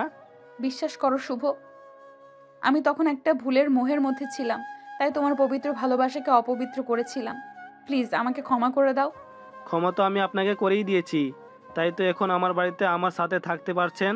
আমি জানি তুমি আমাকে এখনো ভালোবাসো, তাই তো তুমি আমার বিপদে সাহায্য করেছো। এটা কি তোমার ভালোবাসা নয়? ও হ্যালো, আমি আপনাকে সাহায্য করেছি ভালোবাসা থেকে নয়, শুধুমাত্র মিমের কথা রাখতে। আমি মিমের কথা কখনো ফেলতে পারি না। আমি মিমকে অনেক ভালোবাসি। তুমি আমাকে এত সহজে ভুলে গেলে? চলো না আমরা আবার আগের মতো সংসার করি। আমাকে দেখে কি আপনার পাগল মনে হয়? আপনার মতো ছোলানোময়ের সাথে যে আমি কথা বলছি এটাই বেশি, সংসার তো দূরের কথা। এই বলে শুভ চলে যেতে নাই আবার পেছনে ঘুরে আর হ্যাঁ, আজকে পর থেকে যেন আমি আপনার মুখ থেকে তুমি শব্দটা না শুনি, আপনি করে বলবেন, কারণ তুমি বলে শুধু আমার ভালোবাসা মানুষই আমাকে সম্বোধন করে। কেন? তোমাকে তুমি করে বলার অধিকার কি আমার নেই? অধিকার? হাসালেন আমায়। তুমি করে বলার অধিকার আপনি অনেক আগেই হারিয়েছেন। শুভ চলে যায়। রাত্রি থায় দাঁড়িয়ে রয়েছে। শুভর প্রত্যেকটি কথা যেন রাত্রির গায়ে সূচ ফুটিয়ে দিয়েছে। আমি জানি শুভ, তুমি আমার উপর এখনো রাগ করে আছো, কিন্তু আমি হাল ছাড়বো না। আমি তোমাকে আমার করেই ছাড়বো। আগে ওই মিমটার একটা ব্যবস্থা নিতে হবে। রাত্রি এতক্ষণ যা বলল শুভ সবকিছু গিয়ে মিমকে খুলে বলল। তোমাকে বলেছিলাম ওকে এই বাড়িতে থাকতে দিও না, আজ বলে ও নাকি আমাকে ভালোবাসে। আহা, বাদ দাও তো। হয়তো রাত্রি ওর ভুল বুঝতে পেরে অনুতপ্ত হচ্ছে, তাই এসব বলছে। পরে সবকিছু ঠিক হয়ে যাবে। তারপরেও তুমি রাত্রির কাছ থেকে দূরে দূরে থাকবে। কোন সময় তোমার ক্ষতি করে ফেলে তার কোনো ঠিক ঠিকানা নেই। সে পরে দেখা যাবে। এখন আমার জন্য আইসক্রিম আনো, আমি আইসক্রিম খাবো। শুভর কাঁধে হাত দিয়ে এখন রাত 12টা কাছাকাছি বেজে গেছে, এখন আইসক্রিম পাওয়া তো মুশকিল। কালকে আনলে হবে না? নো ওয়ে, এখন বলেছি মানে এখন। কোনো কালকে কালকে চলবে না। আচ্ছা তাহলে আমি এই যাচ্ছি আর এই আসছি। শুভর আর কি করার, ভালোবাসার মানুষ আবদার করেছে, আইসক্রিম না এনে পারে। দুজনে আইসক্রিম খাচ্ছে, খেতে খেতে মিমের ঠোঁটের ওপরে কিছুটা আইসক্রিমের চকলেট লেগে যায়। আমার এখন কি মন চাচ্ছে জানো? কি মনে চাচ্ছে? তোমার ঠোঁটের উপর লেগে থাকা চকলেটটা খেতে। মিম খেয়াল করে আসলে তো তার ঠোঁটের ওপরে কিছুটা চকলেট লেগে আছে। মিম হাত দিয়ে মুছে নিতে গেলেই শুভ হাতটা ধরে ফেলে। শুভ বিদ্যুৎ গতিতে মিমের ঠোঁটকে নিজের করে নেয়। মিম তো পুরো অবাক শুভর কাণ্ড দেখে। শুভই প্রথম মিমকে ভালোবাসার পরশ দিয়েছে। এদিকে ওদের এই রোমান্টিক কাণ্ড দরজার আড়াল থেকে দেখছিল রাত্রি। রাগে তার গা জ্বলে ছারকার হয়ে যাচ্ছে। রাত্রি আর সহ্য করতে না পেরে আমি কি আসতে পারি? এমনভাবে বলল যেন সে এখনই এখানে এসেছে। শুভ মিমকে ছেড়ে দেয়। মিম তো লজ্জায় শেষ। আরে আসো না, নিজের বোনের রুমে আসতে আবার অনুমতি লাগে নাকি? সরি, আমি মনে হয় তোমাদের ডিস্টার্ব করলাম। আরে না, কি যে বলো। আসো, কি বলবে বলো। আসলে আমার একা ঘুমাতে খুব ভয় করছিল, তাই তোমার সাথে ঘুমাতে আসছিলাম। আরে এসো এসো, আমিও তো একা ঘুমাতে ভয় পাই কিছুটা। ভালোই হলো তোমাকে পেয়ে। শুভ তো রাগে ওখান থেকে উঠে চলে যায়। শাকচুনি খাটাস, তোর আবার ভয় করে? তুই তো নিজেরই ভূতনি। দিলি তো আমার ভালোবাসা 12টা বাজিয়ে। আমি জানি এটা তুই ইচ্ছা করেই করেছিস। রেগে নিজে মনে বলল। পরের দিন সকালে চিৎকারের শব্দে শুভর ঘুম ভেঙে যায়। শাহনাজ বেগম শুভ শুভ বলে চিৎকার করছে। শুভ দৌড়ে নিচে যায়। নিচে গিয়ে যা দেখে তা দেখে শুভর মাথা ঘুরতে লাগলো। মিম সিঁড়ি থেকে পিছলে পড়ে গেছে, মাথা থেকে অনেক রক্ত বের হচ্ছে। শুভ তাড়াতাড়ি নেমে মিমকে ধরে, নিজের পরনে থাকা টি শার্ট খুলে মিমের মাথায় বেঁধে দেয়। তারপর হাসপাতালে নিয়ে যায়। শুভর বাবা বাদে সকলে শুভর সঙ্গে হাসপাতালে যায়। শুভ মূর্তি হয়ে দাঁড়িয়ে আছে। কি থেকে কি হয়ে গেল শুভ ভাবতেই পারছে না। কিছুক্ষণ পর ডাক্তার আসলো। শুভ কাতর গলায় মিমের কি অবস্থা জিজ্ঞেস করলো। রোগীর অবস্থা বেশি খারাপ না, কিছুক্ষণ পর জ্ঞান ফিরতে পারে। আর তাছাড়া রোগীর প্রচুর রক্তক্ষরণ হয়েছে, তাই 2 ব্যাগ ও পজিটিভ রক্তের দরকার। আপনাদের মধ্যে কারো থাকলে বলুন। আমার ও পজিটিভ রক্ত, আমি দিব রক্ত আমার ভালোবাসা মানুষকে। শুভ চলে যায় রক্ত দিতে। মিম বেঁচে যাওয়াতে একজনের মনে অনেক কষ্ট হয়। মিমের জ্ঞান ফিরলে শুভকে তার পাশে দেখতে পায়। চিন্তায় মুখটা পুরো শুকিয়ে গেছে। তোমার এই অবস্থা কেন? আমি একদম ঠিক আছি। দেখে তো মনে হচ্ছে সারাদিন মুখে কিচ্ছুই দাওনি। তোমার এই অবস্থা দেখে খাবার আমার গলা দিয়ে ঢুকবে না মিম। হয়েছে হয়েছে, আর বলতে হবে না। আমারও খুব খিদে পেয়েছে। তুমি প্লিজ খাবার আনো। আজকে আমি তোমাকে খাইয়ে দিব আর তুমি আমাকে খাইয়ে দিবে। মিমের কথা শুনে শুভ মুচকি হেসে দিল। শুভ চলে গেল খাবার আনতে। তারপর তারা দুজন দুজনকে খাইয়ে দিল। এসব দেখে রাত্রির গায়ে আগুন জ্বলছে। 6 দিন পর শুভরা মিমকে নিয়ে বাসায় এলো। মিম, তোমার এই অ্যাক্সিডেন্টটা কিভাবে হলো একটু খুলে বলবে? মিম বলতে শুরু করলো। আমি ঘুমিয়েছিলাম, রাত্রি আমাকে ডাক দিল, বলল এখন নাকি আমাকে নিয়ে বাগানে যাবে সে। আমিও আর মানা করিনি, তাই ফ্রেশ হয়ে রাত্রির সাথে বেরিয়ে পড়লাম। তারপর সিঁড়ির কাছে আসতেই রাত্রি আমাকে বলল ও নাকি ওর ফোনটা ভুলে রুমে রেখে এসেছে। আমাকে যেতে বলে ও রুমে চলে গেল। আমিও সামনের দিকে পা বাড়ালাম। 2-3 সিঁড়ি যাওয়ার পর পায়ের নিচে জায়গাটা অনেক পিচ্ছিল মনে হলো। আমি তাল সামলাতে না পেরে নিচে পড়ে যেতে লাগলাম। ভাগ্যিস রেলিংটা ধরেছিলাম, নয়তো মনে হয় আমি আর বেঁচে ফিরতে পারতাম না। শুভর কেন জানি মনে হচ্ছে এই ঘটনায় রাত্রির কোনো না কোনো হাত আছে। শুভ যা ভাবছে তাই যদি হয়ে থাকে তাহলে রাত্রিকে মেরেই ফেলবে শুভ। শুভ খোঁজ লাগানো শুরু করে এই ব্যাপারে, কারো কাছ থেকে কিছু জানতে পায় না। শেষে শুভ রোজিনা খালার কাছে যায়। রোজিনা হলো শুভদের বাড়ির কাজের লোক। এই প্রথম রোজিনা কিছু বলতে পারে না। পরক্ষণেই রোজিনা বলে উঠল, বাবা শুভ, একটা কথা বলতাম, রাগ করবা না কও? আরে না, রাগ করব কেন, নির্ভয়ে বলেন। তোমাগো বাড়িতে যে একটা নতুন সেমরি আইছে না, ও কিন্তু সুবিধার না। আমার মনে হয় মিম্মামনির এই দুর্ঘটনার পেছনে ওনার কোনো হাত আছে। কিভাবে বুঝলেন? আসলে কালকে রাইতে তারে অনেকবার দেখছি রান্নাঘরে ঘোরাঘুরি করতে, আর সকালে আইসা আমি দেখি সয়াবিন তেল অনেক কমে গেছে। আমি তখন বুঝতে পারি নাই। আর সকালে আপনারা মিম্মামনিরে হাসপাতালে নিয়ে যাওয়ার পর সে আবার আইছিল। আইসা যেহেনে মিম্মামনি পিছিল খেয়ে পড়ছিল, সেখানে ভিজা কাপড় দিয়ে মুছে দিছে। আমি তো অবাক হয়ে যাই যে এত বড় লোকের মাইয়া হঠাৎ মোছামুছি শুরু করলো কেন। শুভ এখন বুঝতে পেরেছে কে করেছে এই কাজ। শুভর মন চাচ্ছে এক্ষুনি রাত্রি মেয়েটাকে গলা টিপে মেরে ফেলে। তবুও আরও বেশি শিওর হওয়ার জন্য ওর সিসিটিভি ফুটেজ দেখা দরকার। শুভদের বাসায় যে সিসিটিভি ক্যামেরা আছে সেটা শুধু শুভ আর শুভর আব্বু আলমগীর খান জাহেদ জানেন। শুভ সিসিটিভি ফুটেজে একদম স্পষ্ট দেখতে পাচ্ছে সকাল 6:17 রাত্রে একটা হলুদ ক্যান থেকে তেল জাতীয় কিছু জিনিস ঢেলে সিঁড়ির সাথে লেপ্টে দিচ্ছে। রাত্রির জঘন্যতম কাজ দেখে শুভর মাথা 100 ডিগ্রি সেলসিয়াসে ফুটতে থাকে। শুভ আর দেরি না করে একটা চিৎকার দিয়ে সবাইকে ড্রয়িং রুমে ডাকে। সবাই আসছে। শেহনাজ বেগম মিমকে হুইল চেয়ারে করে নিয়ে আসছে। রাত্রিও আসছে। কি হলো শুভ, এত রাত সবাইকে ডাকলে যে? চুপ, একদম চুপ। সবার সামনে শুভ সিসিটিভি ফুটেজটা চালু করে। ভিডিওটা দেখে রাত্রি ঘামতে থাকে। রাত্রি মনে মনে বলে, এ বাড়িতে সিসিটিভি ক্যামেরা আছে, আমি তো জানতামই না। এখন মনে হয় ধরা খেয়ে গেলাম।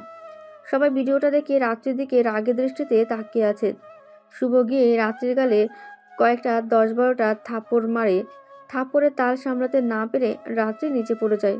তোর সাহস তো কম না, আমার কলেজায় আঘাত করার চেষ্টা করেছিস। কেন করলি এমন বল? তুই কেন করলি এমন বল? আমি ওকে তোমার পাশে মানতে পারবো না। আমি যে তোমায় ভালোবাসি, তুমি শুধু আমার। রাত্রির কথা শুনে শুভ আর নিজেকে ঠিক রাখতে পারে না। শুভ এবার রাত্রিকে লাথি মারতে যায়। আলমগীর খান কোনো মতে শুভকে থামায়। কি করছিস শুভ? তুই যদি এখন ওকে মারিস, তারপর যদি ওর কিছু হয়ে যায় তাহলে তোর ঝামেলায় পড়তে হবে।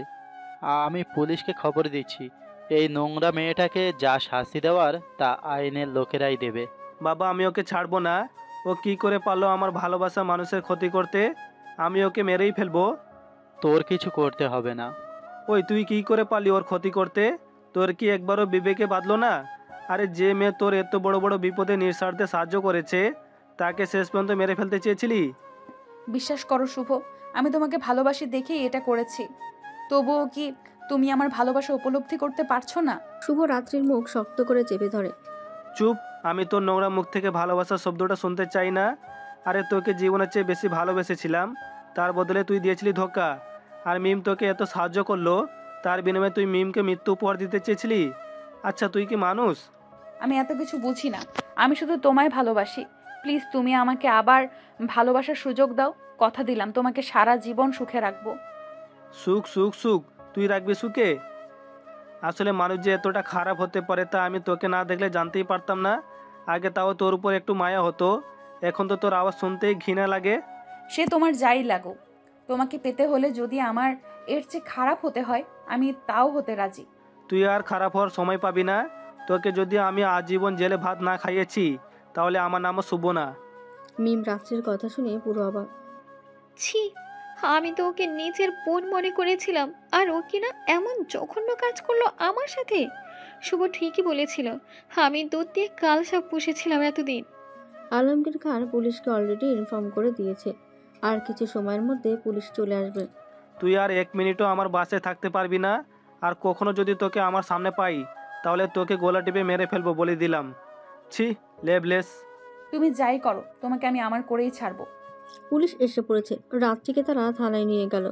রাত্রি যাওয়ার সময় বলে গিয়েছে, শুভ, আমি আবার আসবো। আরে যা যা।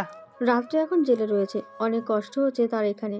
সে কখনো ভাবেনি যে তারও একদিন জেলে যেতে হবে। শুভ, তুমি ওই মিমের জন্য আমাকে এই জেলে বন্দি করতে একটুও ভাবলে না? আমি তো এসব তোমার জন্য করেছি।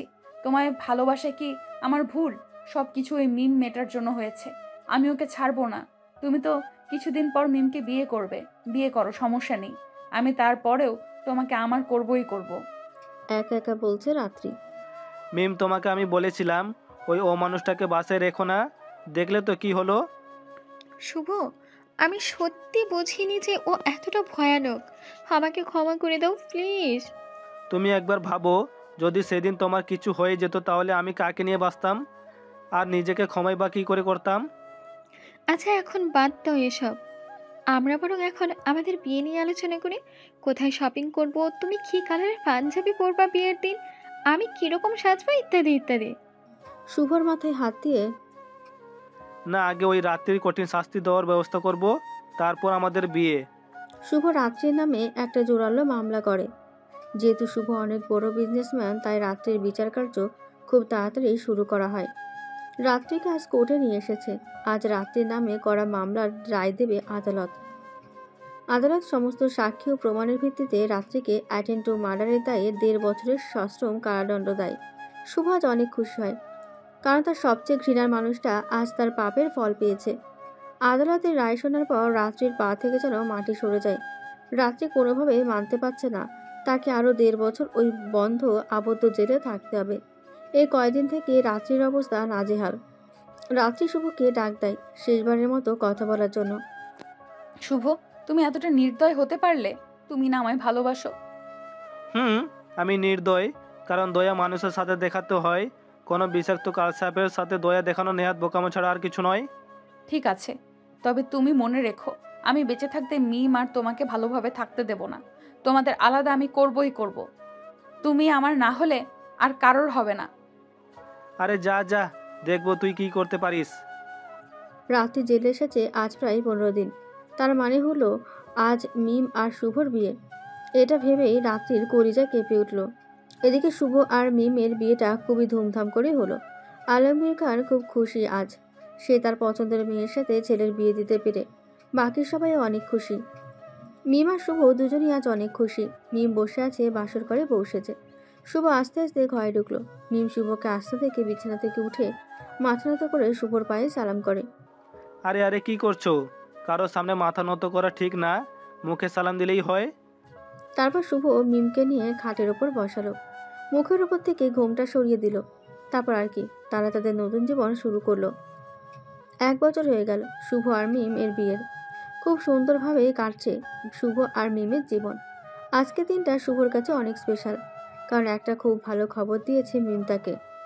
শুভ, আজকে থেকে আমাদের বাবুর জন্য জামা কাপড় কেনা শুরু করো। বাবু মানে? মানে হলো তুই বাবা হতে চলেছিস। কি সত্যি? খুশিতে শুভর মনটা ভরে গেল। তুই তো অফিসে ছিলি। সকালে মিম মাথা ঘুরিয়ে পড়ে যায়, তারপর ডাক্তার এসে চেক আপ করে বলল মিম মা হতে চলেছে। যাক, এতদিনে আমাদের নাতি নাতনি নিয়ে খেলার স্বপ্নটা পূরণ হতে চলেছে। শুভর কাছে এখন নিজেকে সব থেকে সুখী মানুষ মনে হচ্ছে। এদিকে জেলে থেকে রাত্রি আস্তে আস্তে অনেক হিংস্র হয়ে পড়েছে। জেলে প্রতিটা দিন যেন তার কাছে জাহান্নামের মতো মনে হয়। তার অবশ্য কারণও আছে। কারণটা হলো রাত্রির জেলে যে জেলার দায়িত্বে আছে সে অনেক দুশ্চরিত্রের। রাত্রিকে প্রতিনিয়ত শাস্তির ভয় দেখিয়ে ধর্ষণ করে যাচ্ছে। রাত্রি কোনো প্রতিবাদ করতে পারছে না, কারণ তার কথা কেউ বিশ্বাস করবে না। রাত্রি তার এই অবস্থার জন্য মিমকেই দায়ী করছে। মিম যদি না থাকতো শুভর লাইফে, তাহলে শুভ আমাকে আবার নিজের করে নিত। কিন্তু ওই মিমটার জন্য শুভ আমাকে দূর করে দিয়েছে। ওর জন্য আজ আমি এই জাহান্নামে বন্দি। আমি ওকে ছাড়বো না। একবার জেল থেকে বেরিয়ে নেই, তারপর তোর জীবন আমি শেষ করে দিব। মিমের প্রেগনেন্সির আজ 6 মাস পূর্ণ হলো। শুভ সবসময় মিমের পাশে থাকে আর মিমের যত্ন নেয়। রাত্রির এখন একটাই লক্ষ্য, মিমকে শেষ করা। রাত্রি খুবই বাজে একটা প্ল্যান করে মিমকে মারার আর শুভকে নিজের করার জন্য। জেলে থেকে থেকে একটা মেয়ে গ্যাংস্টারের সাথে পরিচয় হয় রাত্রির। রাত্রি এখন তার হয়ে কাজ করে। রাত্রি মিম আর শুভর প্রত্যেকটা মুভমেন্ট ফলো করে। সে সুযোগ খুঁজতে থাকে কবে সে মিমকে একা পাবে। একা পেলে মিমকে কিডন্যাপ করে নেবে। শুভ আজ মিমকে নিয়ে কিছু টেস্ট করাতে এসেছিল। আর মাত্র 1 মাস পর রাত্রির ডেলিভারি। ভাবতেই ভালো লাগছে শুভর।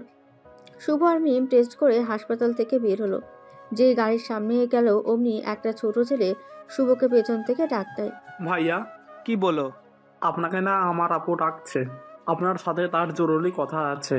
কে তোমার আপু? আর আমাকে ডাকছে কেন? কেন ডাকছে তা তো জানি না, আপনি প্লিজ আসুন। শুভ মিমকে গাড়িতে বসিয়ে দিয়ে ছেলেটির সাথে যায়। শুভ চলে যাওয়ার পরই কিছু লোক এসে মিমকে গাড়ি থেকে তুলে নিয়ে যায়, মানে কিডন্যাপ করে। শুভ ছেলেটির সাথে যাচ্ছে। ছেলেটির একটি গাড়ির কাছে এসে গাড়ির লুকিং গ্লাসে টোকা দেয়। টোকা দিয়ে ছেলেটা চলে যায়। অতঃপর লুকিং গ্লাসটা খুলে যায়। শুভ দেখে এ আর কেউ না, রাত্রি। রাত্রিকে দেখে শুভর মেজাজটা গরম হয়ে যায়।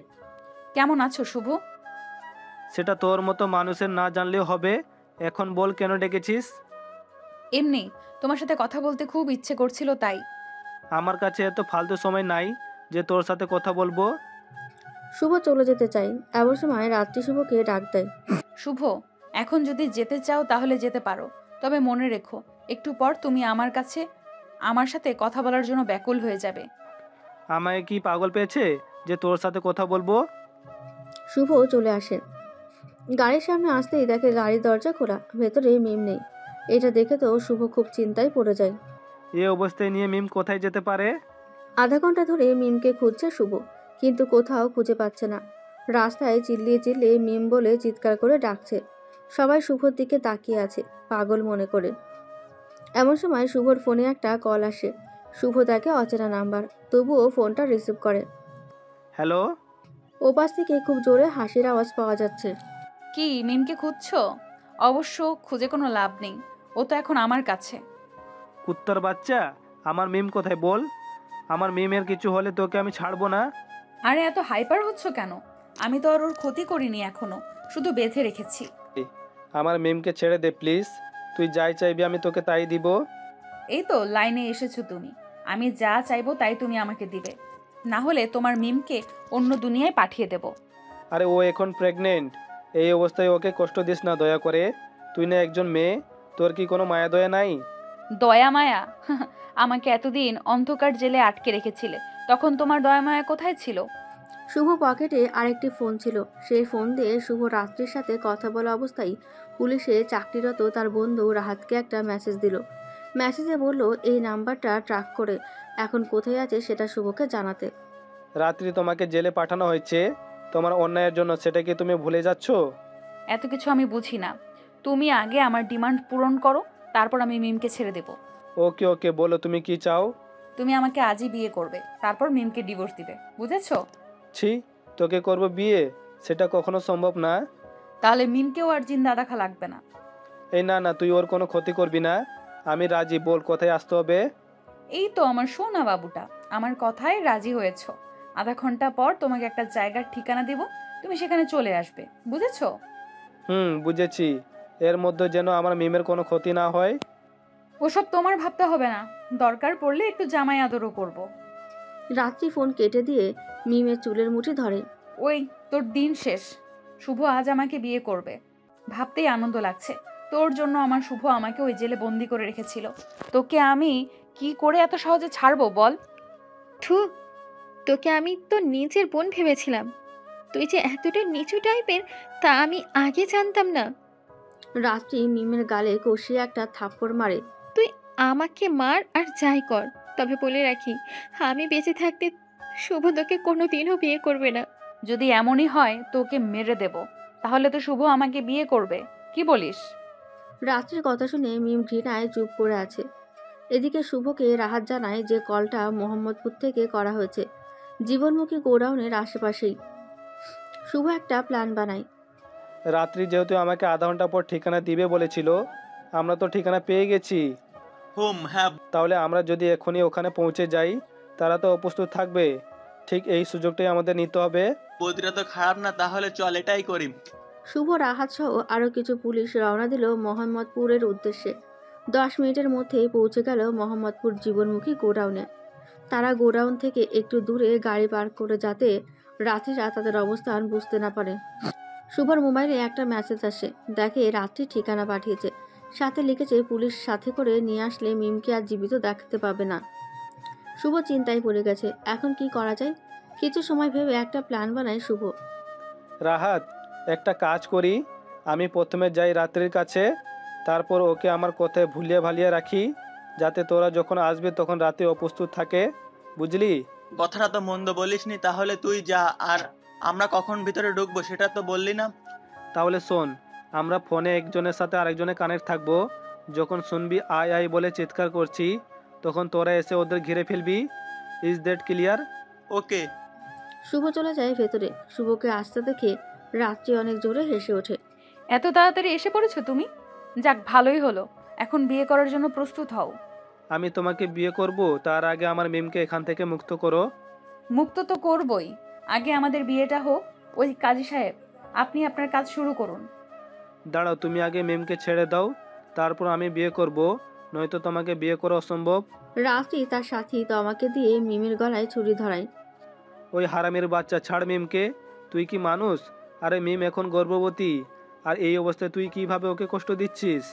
এত কিছু বুঝি না। তুমি যত তাড়াতাড়ি আমাকে বিয়ে করবে, তত তাড়াতাড়ি মিম এই কষ্ট থেকে মুক্তি পাবে। আচ্ছা, আমি রাজি। তুমি আগে মিমের গলা থেকে ছুরিটা নামাতে বলো। ওকে তমা, তুই ছুরিটা নামা ওর গলা থেকে। প্লিজ শুভ, আমাকে বাঁচাও, আমার খুব ভয় করছে। শুভ বুঝে গেছে এখনই রাহাতকে ভেতরে আসতে বলতে হবে। আয় আয় আয়, তোকে বিয়ে করব। রাহাত বুঝে গেছে শুভ ভেতরে যেতে বলেছে। রাহাত এবং তার সাথীরা ভেতরে গিয়ে রাত্রিদেরকে চারদিক থেকে ঘিরে ধরলো। তোমরা আর পালাতে পারবে না, বুঝেছো? এখন আত্মসমর্পণ করাই তোমাদের জন্য ভালো হবে। এভাবে পুলিশ তাদের ঘিরে ফেলেছে দেখে রাত্রি চমকে গেল। রাত্রির দলের লোকেরা বুদ্ধি আটকে লাগলো কিভাবে এখান থেকে পালানো যায়। কি বিয়ে করবি না? তোকে না বলেছিলাম আমি পাগল হলেও তোকে বিয়ে করব না? দেখলি তো, সেটাই হলো। এখন জেলে যা। শুভ গিয়ে মিমের শরীর থেকে দড়িগুলো খুলতে লাগলো। রাত্রি নিজের হাত পেছনে নিয়ে বলতে লাগলো, ও, তুমি তো ভালোই হুঁশিয়ার। তুমি কি ভেবেছো তুমি আমাকে আবার জেলে পাঠিয়ে মিমকে নিয়ে সুখে থাকবে? কখনো না। তুমি আমার না হলে সমস্যা নেই, তবে তুমি অন্য কারো হতে পারবে না। পেছন থেকে গানটা সামনে এনে মিমের দিকে তাক করে গুলি ছোড়েন। শুভ কোনো রকমে মিমকে আগলে ধরে যাতে মিমের গায়ে গুলিটা না লাগে। রাত্রি চোখ খুলে দেখে গুলিটা শুভর পিঠে লেগেছে, আর শুভ মাটিতে শুয়ে কষ্টে কাতরাচ্ছে। রক্ত ভেসে যাচ্ছে ফ্লোর। ঘটনাটা এত তাড়াতাড়ি ঘটে গেল যে রাহাত রাত্রিকে বাধা দিতে পারল না। রাহাত তাড়াতাড়ি গিয়ে শুভকে ধরে। একে তো মিম প্রেগনেন্ট, তার উপর শুভর এই অবস্থা দেখে মিম সেন্সলেস হয়ে পড়ে যায়। রাত্রি থাই দাঁড়িয়ে আছে, ওর হাত কাঁপছে। ওর যেন বিশ্বাস করতে পারছে না যে শুভকে শেষ পর্যন্ত ওর হাতেই মরতে হলো। কি দোষ ছিল শুভর? চোখ ভিজে যাচ্ছে রাত্রির। কনস্টেবলরা যে রাত্রিকে ধরতে যাবে, তখনই তমা একটা ধোয়ার বোমা ছুড়ল পুলিশদের সামনে। পুলিশের সামনে এখন সবকিছু ধোয়া দেওয়া হয়ে গেল। এই সুযোগে তমা গিয়ে তাড়াতাড়ি রাত্রিকে টেনে নিয়ে গাড়িতে বসালো। তারপর গাড়ি স্টার্ট দিয়ে পালিয়ে গেল। ধোয়া শেষ হতে দেখে রাত্রি সহ তাদের গ্যাংয়ের সবাই পালিয়েছে। আরে ওদের ধরা লাগবে না, ওদের পরে দেখে নেব, আগে আমার বন্ধুকে বাঁচাতে হবে। শুভ আর মিমকে নিয়ে রাহাত গাড়িতে উঠল। খুব দ্রুত হাসপাতালের দিকে ছুটল। 15 মিনিটের মধ্যে মিড লাইফ হাসপাতালে পৌঁছালো। ডাক্তাররা শুভকে নিয়ে ওটিতে ঢুকলো, আর মিমকে নিয়ে গেল অন্য কেবিনে চিকিৎসা করতে। এদিকে রাত্রি তো একদমই কেঁদে চলেছে। নিজের হাতে শুভকে গুলি করেছে। এখন আর রাত্রি বাঁচতে চায় না এই দুনিয়ায়। কারণ বেঁচে থাকার যে একটা কারণ ছিল সেটা তো সে নিজেই মেরে ফেলেছে। রাত্রি, দেখ, এভাবে কেঁদে কোনো লাভ নেই। যা হবার হয়েছে। শুভকে ভুলে যাও। আর এখন থেকে দূরে কোথাও পালিয়ে গিয়ে নতুন জীবন শুরু করো। না না, আমি নিজ হাতে শুভকে মেরে ফেলেছি। আমার বেঁচে থাকার কোনো অধিকার নেই। আমি মরতে চাই। দেখো, যা বলার আমি তোমাকে বলে দিয়েছি। এখন তুমি যা ইচ্ছা করো। আমরা তোমার সাথে নেই। আমার সাথে তোমাদের কাউকে থাকা লাগবে না। আমি একজন খুনি। আমার থেকে দূরে থাকো। রাত্রির হঠাৎ আসিফের কথা মনে পড়ে। চোখে প্রতিশোধের আগুন জ্বলতে থাকে রাত্রির। সবকিছু তোর জন্য হয়েছে। তুই আমার জীবনে না আসলে আজ শুভকে আমার হাতে মরতে হতো না। তুই আমার জীবন পুরো শেষ করে দিয়েছিস। আমি তো মরবই, তবে তোকে সাথে নিয়ে মরবো। আসিফ নেশা টেশা করে মাত্র ক্লাব থেকে বেরিয়ে পড়ল বাড়ির উদ্দেশ্যে। সময় রাত 12টার কাছাকাছি। রাত্রি বোরকা পরে হিজাব দিয়ে মুখ ঢেকে দাঁড়িয়ে আছে রাস্তার পাশে। দূর থেকে আসিফের গাড়ি আসতে দেখে রাত্রি লিফটের জন্য হাত নাড়াতে থাকে। আসিফের মতো লুচু স্বভাবের মানুষ স্বাভাবিকভাবেই গাড়ি থামায়। কি ম্যাডাম, এনি প্রবলেম? আসিফ জানি না যে এই মেয়েটা রাত্রি। জি, এত রাতে গাড়ি পাচ্ছি না, তাই বিপদে পড়েছি। আপনি কি আমায় একটু লিফট দিবেন? অবশ্যই, কেন দেব না? সুন্দরীর মেয়েতে লিফট দেওয়াই তো আমার কাজ। আপনি ভেতরে বসুন। রাত্রি গিয়ে গাড়ির পেছনের সিটে বসে।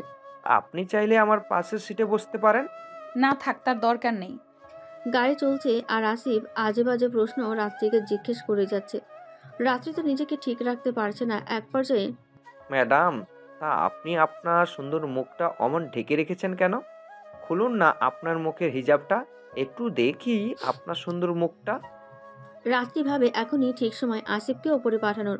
দেখতে চাস আমার মুখ? তাহলে এই দেখ। বলে মুখের হিজাবটা খুলে ফেলে রাত্রি। আসিফ লুকিং গ্লাসের দিকে তাকিয়ে দেখে এটা তো রাত্রি, আর কেউ না, স্বয়ং রাত্রি। রাত্রি তুমি? হ্যাঁ রে কুত্তার বাচ্চা, আমি। তোর জন্য আমি আমার শুভকে হারিয়েছি, আর তুই কিনা সুখে থাকবি? তা হবে না। জুতার নিচে লুকিয়ে রাখা চুড়িটা নিয়ে আসিফের গলার পেছন দিক দিয়ে ঢুকিয়ে দিয়ে সর্বশক্তি দিয়ে চুড়িটা আসিফের গলার পেছন দিক দিয়ে ঢুকে সামনের দিক দিয়ে বেরিয়ে যায়। চুড়িটা এমনভাবে আসিফের গলায় আঘাত করেছে যে কয়েক মুহূর্তের মধ্যে আসিফ মৃত্যুর কোলে ঢলে পড়ে।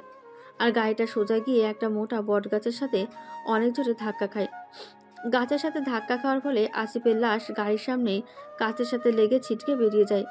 গাড়ির সামনের পাশের পেছনের গাছগুলো ভেঙে রাত্রির গায়ে পড়তে থাকে। লোকজন দৌড়ে গাড়ির সামনে আসে। তারপর আসিফ আর রাত্রিকে হাসপাতালে নিয়ে যায়। হাসপাতালে নিয়ে যাওয়ার পথে রাত্রি শুধু, শুভ, আমাকে ক্ষমা করে দাও। আমি তোমাকে মারতে চাইনি। শুভ, আমি তোমাকে মারতে চাইনি। এটাই বলতে থাকে রাত্রি। কিছুক্ষণ পর সেন্সলেস হয়ে যায় রাত্রি। এদিকে অপারেশন থিয়েটার থেকে ডাক্তার বেরিয়ে আসে। ডাক্তারকে আসতে দেখে রাহাত দৌড়ে ডাক্তারের কাছে যায়। শুভর কি অবস্থা এখন? চিন্তার কোনো কারণ নেই। গুলিটা কাঁধে লেগেছিল, আমরা গুলিটা বের করে ফেলেছি। উনি এখন ডেঞ্জার মুক্ত। ডাক্তারের কথা শুনে রাহাত যেন পায়ের নিচে মাটি খুঁজে পেল। অনেক চিন্তায় ছিল রাহাত। দেখা করতে পারবেন, তবে একটু সাবধানে। রুগী এখনো অনেক দুর্বল। রাহাত আস্তে আস্তে শুভর কেবিনে ঢুকলো। শুভ, শুভ, এখন কি রকম ফিল করছিস? শুভ আস্তে আস্তে চোখ খোলে। ভালো। মিম কোথায় রে? ও ঠিক আছে তো? মিম তো ঠিক আছে, ওর কেবিনে শুয়ে আছে। রাহাত মিথ্যা বলল। মিমের এখনো জ্ঞান ফেরেনি। আসলে শুভকে এই অবস্থায় কোনো টেনশন দিতে চাচ্ছিল না রাহাত। রাত, তুই যা, গিয়ে মিমের খেয়াল রাখ, আমি ঠিক আছি। মিমের জ্ঞান ফিরলেও রাত 3টেই। উঠে দেখে রাহাত তার সামনে দাঁড়িয়ে আছে। ভাই শুভ কোথায়? ও ঠিক আছে তো? মিম ভাবি শুভ ঠিক আছে, শুধু একটু দুর্বল, তাই শুভ বিশ্রাম নিচ্ছে। তবুও ভাইয়া, আমাকে শুভর কাছে নিয়ে চলুন। তা না হয় যাবেন, আগে কিছু খেয়ে নেন। যা ধকল আপনার উপর দিয়ে গেল। না, আগে আমি শুভর কাছে যাব, তারপর খাবো। ভাবি, আপনি নিজের জন্য না হলেও আপনার পেটে যে সন্তানটা আছে তার জন্য ও খান দয়া করে, না হলে তো একটা বিপদ হতে পারে। ঠিক আছে, আমি খাবো, আপনি খাবার পাঠিয়ে দিন। রাহাত একজন নার্সের দ্বারা মিমের জন্য খাবার পাঠায়। এদিকে আসিফকে ডাক্তার মৃত বলে ঘোষণা করে। আর রাত্রিকে শারীরিকভাবে বাঁচানো গেলেও মানসিকভাবে ঠিক করা গেল না। অর্থাৎ রাত্রি সম্পূর্ণভাবে পাগল হয়ে যায়। রাত্রি সারাদিন শুধু বলতে থাকে, শুভ, আমি তোমাকে মারতে চাইনি, আমাকে তুমি ক্ষমা করে দিও। এই কথাগুলো ছাড়া রাত্রি আর কিছুই বলে না। কখনো চিৎকার করে বলে, আবার কখনো কেঁদে কেঁদে। আবার কখনো বা বিড়বিড় করে শুভর কাছে মাপ চাইতে থাকে। পাগল রাত্রি। এর মধ্যে পার হয়ে যায় 1 সপ্তাহ। শুভ এখন মোটামুটি সুস্থ হলেও তার এখন মিমের জন্য অনেক চিন্তা হচ্ছে, কারণ আজ যে মিমের ডেলিভারি। শুভর বাবা মা শুভকে সাহস যোগাচ্ছে। শুভ হুইল চেয়ারে বসে আছে ডেলিভারি রুমের সামনে, আর আল্লাহর কাছে দোয়া করছে মিমের জন্য। রাত 9:33। পৃথিবীতে আরেকটা ছোট শুভর আগমন ঘটেছে। খুব সুন্দর ফুটফুটে একটা ছেলে হয় মিমের। নাচ গিয়ে শুভর কোলে শিশুরাক দেয়। শুভ তার ছেলেকে কোলে নিয়ে এত খুশি হয় যা ভাষায় প্রকাশ করা যাবে না। আলমগীর খান আর শাহনাজ বেগমের খুশি যেন আর ধরে না। নাতিকে কোলে নিয়ে আজ তারা পৃথিবীর সর্বসুখ অনুভব করতে পারছে। শুভ হুইল চেয়ারে করে মিমের কাছে যায়। মিমের হাতে একটা ছোট করে চুমু খায়। মিম, আমি বাবা হয়েছি আর তুমি মা। হুম। জানো আজ আমি অনেক খুশি। সব বাবারাই কি সন্তানের মুখ দেখে এত খুশি তা আমি জানি না। সব বাবারই তোমার মতো খুশি হয়। পেছন থেকে আলমগীর খান বলে ওঠে, মা মিম, তুমি আমার সবচেয়ে বড় ইচ্ছা পূরণ করেছো। তোমায় যে কি বলে ধন্যবাদ দিব। আরেকটা কথা, এখন তো নাতির মুখ দেখলাম, তা নাতনির মুখটা কবে দেখবো? মিম আর শুভ ভীষণ লজ্জা পায়। মা কি বলছে এসব সবার সামনে? কাকি তো ঠিকই বলেছে। এখন তো আমি শুধুই ভাতিজা পেলাম, ভাতিজি তো একটা দরকার। কি বললেন কাকা? রাহাত তুইও? শুভর কথা শুনে সবাই একসাথে হেসে ওঠে। আসিফের বাবা রাত্রির নামে খুনের মামলা করে, কিন্তু আদালত আসিফের মৃত্যুকে দুর্ঘটনা হিসেবে আখ্যায়িত করে, কারণ আসিফ যে খুন হয়েছে তেমন কোনো আলামত খুঁজে পায়নি আদালত। আর সবচেয়ে বড় কথা হলো রাত্রি একজন মানসিক রোগী তথা পাগল, তাকে শাস্তি দেওয়ার তো কোনো প্রশ্নই আসে না। তাই আদালত রাত্রিকে একটি সরকারি পাগলখানায় পাঠানোর নির্দেশ দেয়, আর সেই থেকে রাত্রি গাজীপুরের একটি পাগলখানায় থাকে। রাহাত চেয়েছিল রাত্রি নামে একটা কেস ফাইল তৈরি করতে শুভকে, গুলি আর মিমকে কিডন্যাপ করার কারণে, কিন্তু রাত্রির মানসিক অবস্থা দেখে রাহাত আর এগোয় না। মনে মনে বলে আল্লাহর বিচার মহান বিচার। দেখতে দেখতে আরও 2 বছর পেরিয়ে যায়। শুভ তার ছেলের নাম রেখেছিল শুভ্র। শুভ্র এখন একটু একটু কথাও বলতে পারে, হাঁটতেও পারে। আজ মিমের একটি কন্যা সন্তান হয়। তার নাম শুভ্রর সাথে মিল রেখে শুভ্রা রাখা হয়। এই শুভ্র আর শুভ্রাই হলো শুভ আর মিমের চোখের মণি, বেঁচে থাকার অনুপ্রেরণা। খুবই সুখে কাটতে থাকে তাদের জীবন। পাগলখানায় বন্দি রাত্রি আর তার পাপের ফল ভোগ করতে থাকে। সারাক্ষণ শুধু শুভর কাছে ক্ষমা চাইতে থাকে। রাত্রি জানে না যে শুভ বেঁচে আছে। রাত্রির ধারণা শুভ মারা গেছে শুধুমাত্র তার জন্য। কোটি কষ্টের মধ্যে এই পাগলরা গারদে রাত্রির কেটে যায় 4টি বছর। এভাবে আর কতদিন? অবশেষে একদিন রাত্রি 4 তলার উপর থেকে ঝাঁপ দিয়ে আত্মহত্যা করে। ভাবে এই উচিলায় শুভ যদি তাকে মাফ করে দেয়। শুভ সকালে বসে বসে পত্রিকা পড়ছিল। এমন সময় একটা খবর দেখে তার চোখ আটকে যায়। খবরে লেখা ছিল গাজীপুরে রাত্রি নামক এক পাগল ছাদতে ঝাঁপ দিয়ে আত্মহত্যা করেছে। শুভ রাত্রিকে একদম ভুলেই গিয়েছিল। এমন সময় রাহাত শুভর বাসায় কলিং বেল বাজায়। শুভ গিয়ে দরজা খুলে দেয়। শুভ আর রাহাত সোফায় বসে আছে। রাত্রি মেয়েটা কিন্তু তোকে অনেক ভালোবাসতো।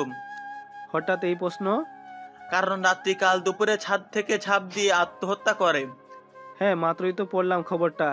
বেঁচে থাকতে রাত্রি নাকি সারাদিন তোর কাছে মাপ চাইতো, কান্না করতো, আর ও যে রুমে থাকতো সেখানকার দেওয়াল থেকে শুরু করে সব রকম আসবাবপত্রে শুধু তোর নাম লিখতো। বলেই কিছু ছবি দেখাতে লাগলো শুভকে। শুভ দেখলো দেওয়ালে দেওয়ালে শুধু লেখা, শুভ, আমি তোমাকে মারতে চাইনি, আমাকে তুমি ক্ষমা করে দিও। শুভ, ও শুভ, তুমি কি আমার কথা শুনতে পাচ্ছ? এমনকি ওর শরীরে অধিকাংশ স্থানে তোর নাম লেখা। শুভ, তোর কি ওর জন্য কোনো কষ্ট হচ্ছে না? শুভ চোখের চশমা খুলতে খুলতে বলতে থাকে, কষ্ট তো হচ্ছে, অনেক কষ্ট হচ্ছে, তবে কি করার বল। আমি ওকে জীবনের চেয়ে বেশি ভালোবেসেছিলাম। ওর জন্য নিজের পরিবারকে ছাড়তে দ্বিধাবোধ করিনি, কিন্তু তখন ও টাকার প্রেমে অন্ধ হয়ে আমার ভালোবাসাটাকে ক্ষণিকের মোহ বলে ছুঁড়ে ফেলে দিয়েছিল। পরে সে নিজের ভুল বুঝতে পেরে আমাকে পাওয়ার জন্য কেমন অমানুষ হয়ে উঠেছিল তা তো তুই নিজের চোখেই দেখেছিস। এত ভালোবাসা পরেও ও আমাকে আমার ভালোবাসাকে তখন কি উপাধি দিয়েছিল জানিস? কি? শুভ দীর্ঘশ্বাস ফেলে। ভালোবেসেও পর হয়ে গেলাম।